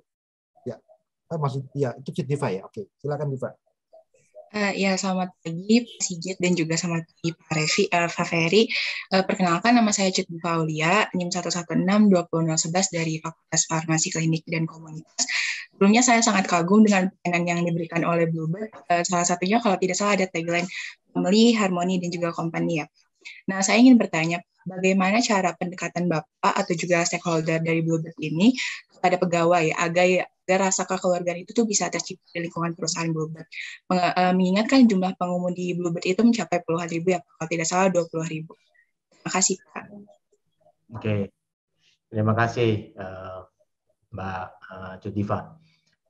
Jadi tadi kekeluargaan proses itu memang pada intinya harus dilakukan bersama-sama ya. Salah satu contohnya yang simpel-simpel sebenarnya kita lakukan tadi. Saya sempat ceritakan dari cara pendiri Bluebird melakukan kedekatan. Makan bersama, berdialog bersama. Manajemen ini, direksi sampai pengemudi, itu tiap bulan melakukan meeting bersama untuk membahas problem-problem perusahaan. Itu adalah unsur yang tetap kita pertahankan sejak Bluebird berdiri. Jadi tidak ada tuh leveling birokrasi yang ada. Pengemudi mau masuk ke ruangan saya apapun itu bisa. Tidak perlu melakukan reservasi dan yang lainnya, dan itu tetap kita didik terus sama-sama. di pool juga sama. Jadi from the top to down, policy kita sama, kedekatan kita untuk bisa menghandle manusianya, bukan sebagai pengemudinya ataupun karyawannya. Kedua, kegiatan-kegiatan kekeluargaan yang lain, tentunya seperti kayak ada kegiatan outing di pool dan yang lainnya. Tapi ada scholarship, ada Bluebird Kartini Bluebird. Kita juga lakukan kedekatan melalui program umroh. Kita juga melakukan kedekatan melalui program buka puasa. Bisa dibayangkan, tapi dalam 2 tahun terakhir kita nggak lakukan buka puasa ya. Nggak boleh, Pak. Nggak boleh. Gitu. Itu sejak Bluebird mungkin dari era tahun 90-an ya. Itu direksi itu membuka open house untuk para pengemudinya buka puasa. Nah, itu yang datang bisa 500 orang, 1000 orang tiap hari selama 1 minggu. Untuk gimana? Untuk membuka kedekatan kita dan memastikan bahwa keluarga ini semua sama-sama. Dan saat itu kita juga bisa sampaikan, kita training, kita berikan ilmu-ilmu yang baru, dan ya accessibility lah. Jadi nggak membuat perbedaan antara pimpinan dan anak buahnya itu menjadi sangat jauh. Itu yang memberikan cara-cara kita supaya kekeluargaan itu tetap kental. Sampai proses-proses pemberian kompensasi ke pengemudi, kita tidak putuskan sendiri. Kita putuskan dengan perwakilan pengemudi. Jadi pengemudi itu dapat beritahuan komisi itu bukan pokoknya turun dari langit. Enggak, itu negosiasi. Bicara, oke ya, kenapa kita harus A, kenapa tidak, itu tetap menjadi tulang punggung kita sampai sekarang. Ya, baik, terima kasih Pak Sigit. Jadi engage everybody-nya benar-benar dilaksanakan tadi ya. Engage everybody gitu. Ini masih waktunya sudah hampir mendekati akhir, tapi masih banyak pertanyaannya sehingga saya harus memilih kelihatannya. Ada 2 penanya yang saya kira sangat bagus pertanyaannya ini, Agung dan Alamsyah. Mungkin duluan angkat tangan deh di ini ya. Raise hand barangkali biar saya tidak bisa dibantu gitu. Silakan. Ada yang mau raise hand langsung bertanya dengan Pak Sigit biar cepat dan tersampaikan secara tepat begitu pertanyaannya. Alamsyah, ini orang transportasi Pak, orang sipil. Silakan Alamsyah. Silakan, mohon dibuka admin unmute-nya, mikrofonnya untuk di-unmute. Halo, selamat pagi. Pak, apa suara saya terdengar? Ya, sudah bagus, Alamsyah. Silakan. Oh iya, selamat pagi Pak Sigit dan Pak Ferry juga. Saya ingin bertanya. Benar. Kamu jadi nanya lagi. Lihat lagi tulisan chatting kamu ya. Jadi saya kebetulan kan mengikuti SG juga udah rutin Pak, Studium Generale, dan sebelumnya topiknya sempat terkait teknologi moda transportasi juga di Indonesia. Nah, saya kepikiran sebagai upaya Bluebird dalam berkolaborasi antar stakeholder, apakah Bluebird ada rencana juga untuk berkolaborasi bersama pihak KCJB, Kereta Cepat Jakarta-Bandung, mengingat pembangunan KCJB juga mengedepankan integrasi dan konektivitas antar moda pada tiap stasiunnya. Terima kasih. Ya, Mas Sigit. Ya. Terima kasih, Mas Alamsyah. Ya, tentunya kita melihat semua partner, semua stakeholder menjadi kesempatan yang sama ya. Ya, tapi kita perlu tahu kapan waktu pasnya kita masuk. KCJB ini masih proses pembangunan, tapi insya Allah kita bisa bekerja sama. Karena LRT sudah, MRT sudah, KAI sudah, KCJB pasti masuk dalam radar kita, Mas. Jadi nanti kalau nanti dari Jakarta ke Bandung atau Bandung ke Jakarta naik KCJB, ya last mile-nya atau first mile-nya bisa dibantu oleh Bluebird pasti. Begitu. Tapi tentunya kerjasama ini kan ada 2 pihak ya. Jadi KCJB juga tetap harus bisa membuka kesempatan kita untuk bisa berintegrasi. Tapi saya yakin spirit sekarang sama-sama untuk bisa berkolaborasi itu sangat dimudahkan ya dalam kondisi setelah pandemi ini, mereka pada mengerti ya. Ya, saya kira demikian. Saya masih ada waktu, kelihatannya sayang kalau dilewatkan. Ini ada Agung tadi, saya persilakan Agung kalau ingin bertanya langsung. Agung Hidayatullah. Agung Hidayatullah. Agung, kamu masih ada di sini? Halo Agung. Kalau tidak saya lewatkan Anda. Agung, ada nggak? Nggak ada ya? Oke deh, kalau tidak ada saya bacakan yang di atasnya saja kalau begitu. Sebentar. Syifa ada, siapa paling atas? Syifa sudah, Aril berarti ya. Oke. Agak bingung nih Pak, harus Bapak sendirilah kalau gitu. Ada 3 pertanyaan, mana yang kira-kira itu? Saya bingung juga pertanyaannya. Kebetulan pertanyaan Mas Agung udah saya sempat baca nih, gimana cara memilah, intinya secara teknis gimana strategi memilah channel mana yang mau dipakai, payment mana yang mau dipakai, dan mana yang menguntungkan gitu ya. Dan kedua, dalam bisnis transportasi harus memilih manakah yang lebih survivabilitas. Jadi memilah mana channelnya memang pada saatnya kita harus memilah, tapi pada saat awalnya kita harus melakukan prediksi ya, namanya kalau mungkin di manajemen tentunya ada SWOT analysis, ada macro understanding, ada sinergi yang kita lihat, perusahaan ini mau arah kemana.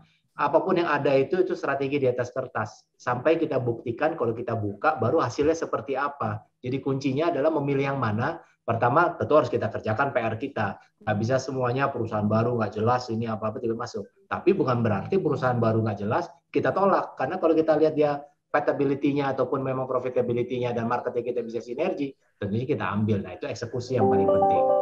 Pada akhirnya kita harus siapkan platform yang memang mudah diakses dengan biaya yang rendah.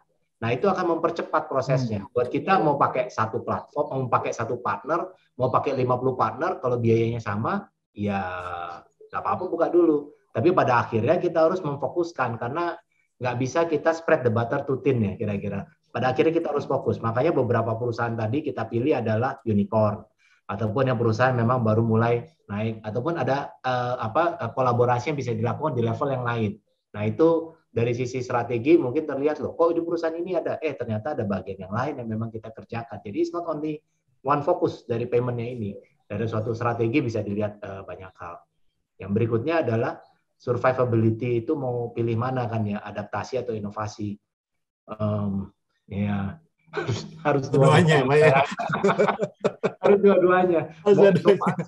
Mau inovasi kelamaan, inovasi itu bisa nggak ada yang bisa dibilang besok jadi. Adaptasi ya tergantung kita adaptasi. Hari ini nggak makan, besok makan, nggak makan, besok makan. Tapi kalau mau makannya sapi ternak dulu, ya mungkin baru 2 tahun lagi baru makan sapinya gitu. Tapi kalau sekarang ada yang rumput, ya adaptasi coba. Jadi at the same time harus survive, harus juga berubah. Mudah-mudahan bisa menjawab ya, karena itu pertanyaan yang memang nggak bisa dipilih prioritasnya. Dua-duanya harus bersamaan. Ya. Terima kasih Pak Sigit atas insight-nya, ini memang luar biasa. Pengalamannya panjang 50 tahun, jadi lengkap ini. Tadi menyebutkan inovasi adaptasi. Ya, tadi Pak Sigit sampaikan, bergantung ya. Jangankan Anda yang generasi Gen Z yang mungkin langsung terpapar dengan handphone dan sebagainya. Saya saja yang ini nggak sempat untuk mengalami RIM, Pak. Nggak sempat download, Pak. Bahkan BlackBerry-nya aja nggak sempat punya saya, Pak, gitu ya. Sudah keburu hilang tuh BlackBerry-nya. Apalagi pager. Masa pager sih, tuh, Mas Ferry, saya kan lebih muda dari Mas Ferry. Iya, maksud saya belum sempat berpindah. Saya sekolah di Jepang waktu itu. Jadi ketika itu sedang sekolah, mereka kan hanya sekitar 5 tahunan, Pak ya. Kita di sana nggak pakai BlackBerry kan di sana, jadi nggak sempat pakai BlackBerry. Dan ya, apalagi pager itu, aduh sangat cepat sekali, cuma setahun 2 tahun Pak Sigit ya. Dan mungkin tidak sempat digunakan di teknologi taksi waktu itu. Gitu. Jadi ya memang 2 hal itu ya, inovasi dan inovasi dan adaptasi, dua-duanya memang harus dilihat juga kondisinya. Kemudian jadi sampai di akhir saya kira Pak Sigit terima kasih atas banyak insight-nya tadi. Saya sengaja memancing Pak Sigit ya untuk berkomentar mengenai orang kaya tadi, karena sekarang banyak orang kaya yang suka pamer, Pak. Jadi ini kalau orang kaya beneran biasa aja naik sepeda begitu ya. Yang penting risetnya jalan gitu, ininya segala macam gitu kan, seperti itu gitu. Di akhir pertemuan ini saya ingin sedikit menyimpulkan mungkin beberapa hal yang tadi sering diulang-ulang oleh Pak Sigit, bahwa eksekusi strategi itu sangat penting dalam segala hal, tapi eksekusi yang paling lebih penting lagi begitu ya. Strategi penting tapi eksekusi lebih penting lagi. Kemudian yang kedua, bisnis ini ternyata dimulai dengan mengedukasi masyarakat, educated people begitu ya, dan terus-menerus begitu sampai akhirnya mereka menjadi bagian keluarga besar dari Bluebird. Dan satu nilai lagi yang selalu ditanamkan tadi adalah engage everybody, tahu kebutuhan orang dan seterusnya begitu. Jadi itu yang saya kira apa yang bisa kita serap dari kuliah umum pada hari ini dari Pak Sigit. Terima kasih atas waktu dan waktu yang diberikan.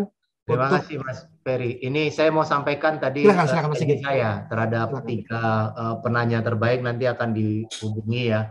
Tadi Direktur HR kami sudah memilih. Kayaknya dia memilih mahasiswa untuk bekerja di Bluebird nih, bukan untuk. Silakan kalau beliau ingin menyampaikan. Enggak. Ada 3 penanya Pak, bercanda. Iya. Barangkali diumumkan sekarang atau nanti Pak dari HRD? Sekarang aja. Jadi ada 3 penanya tadi yang dipilih Pak Pambudi, Riki Rahman, Mas Rifki Nafis, dan Amalia Konita Awadian. Itu 3 penanya tadi yang dipilih. Mudah-mudahan bisa berguna voucher yang diberikan. Nanti panitia tolong diatur dengan Pak. Siap Pak. Nanti dari Bitmawa akan menghubungi mahasiswa yang bersangkutan. Ya, terima kasih sekali lagi atas waktunya Pak Sigit. Mungkin sampai sini saya bisa hantarkan dalam pertemuan hari ini. Mohon maaf atas kekurangan dan barangkali pembawaan kami yang tidak berkenan begitu Pak Sigit. Terima kasih. Senang bisa sama-sama dengan mahasiswa sini. Jadi ingat kuliah. Iya Pak. Baik, terima kasih. Saya akhiri. Assalamualaikum warahmatullahi wabarakatuh. Selamat siang. Saya kembalikan kepada moderator. Baiklah hadirin, dengan demikian Studium Generale pada hari ini telah selesai. Terima kasih atas perhatian hadirin dalam mengikuti acara ini. Selamat siang, salam sehat selalu. Wassalamualaikum warahmatullahi wabarakatuh.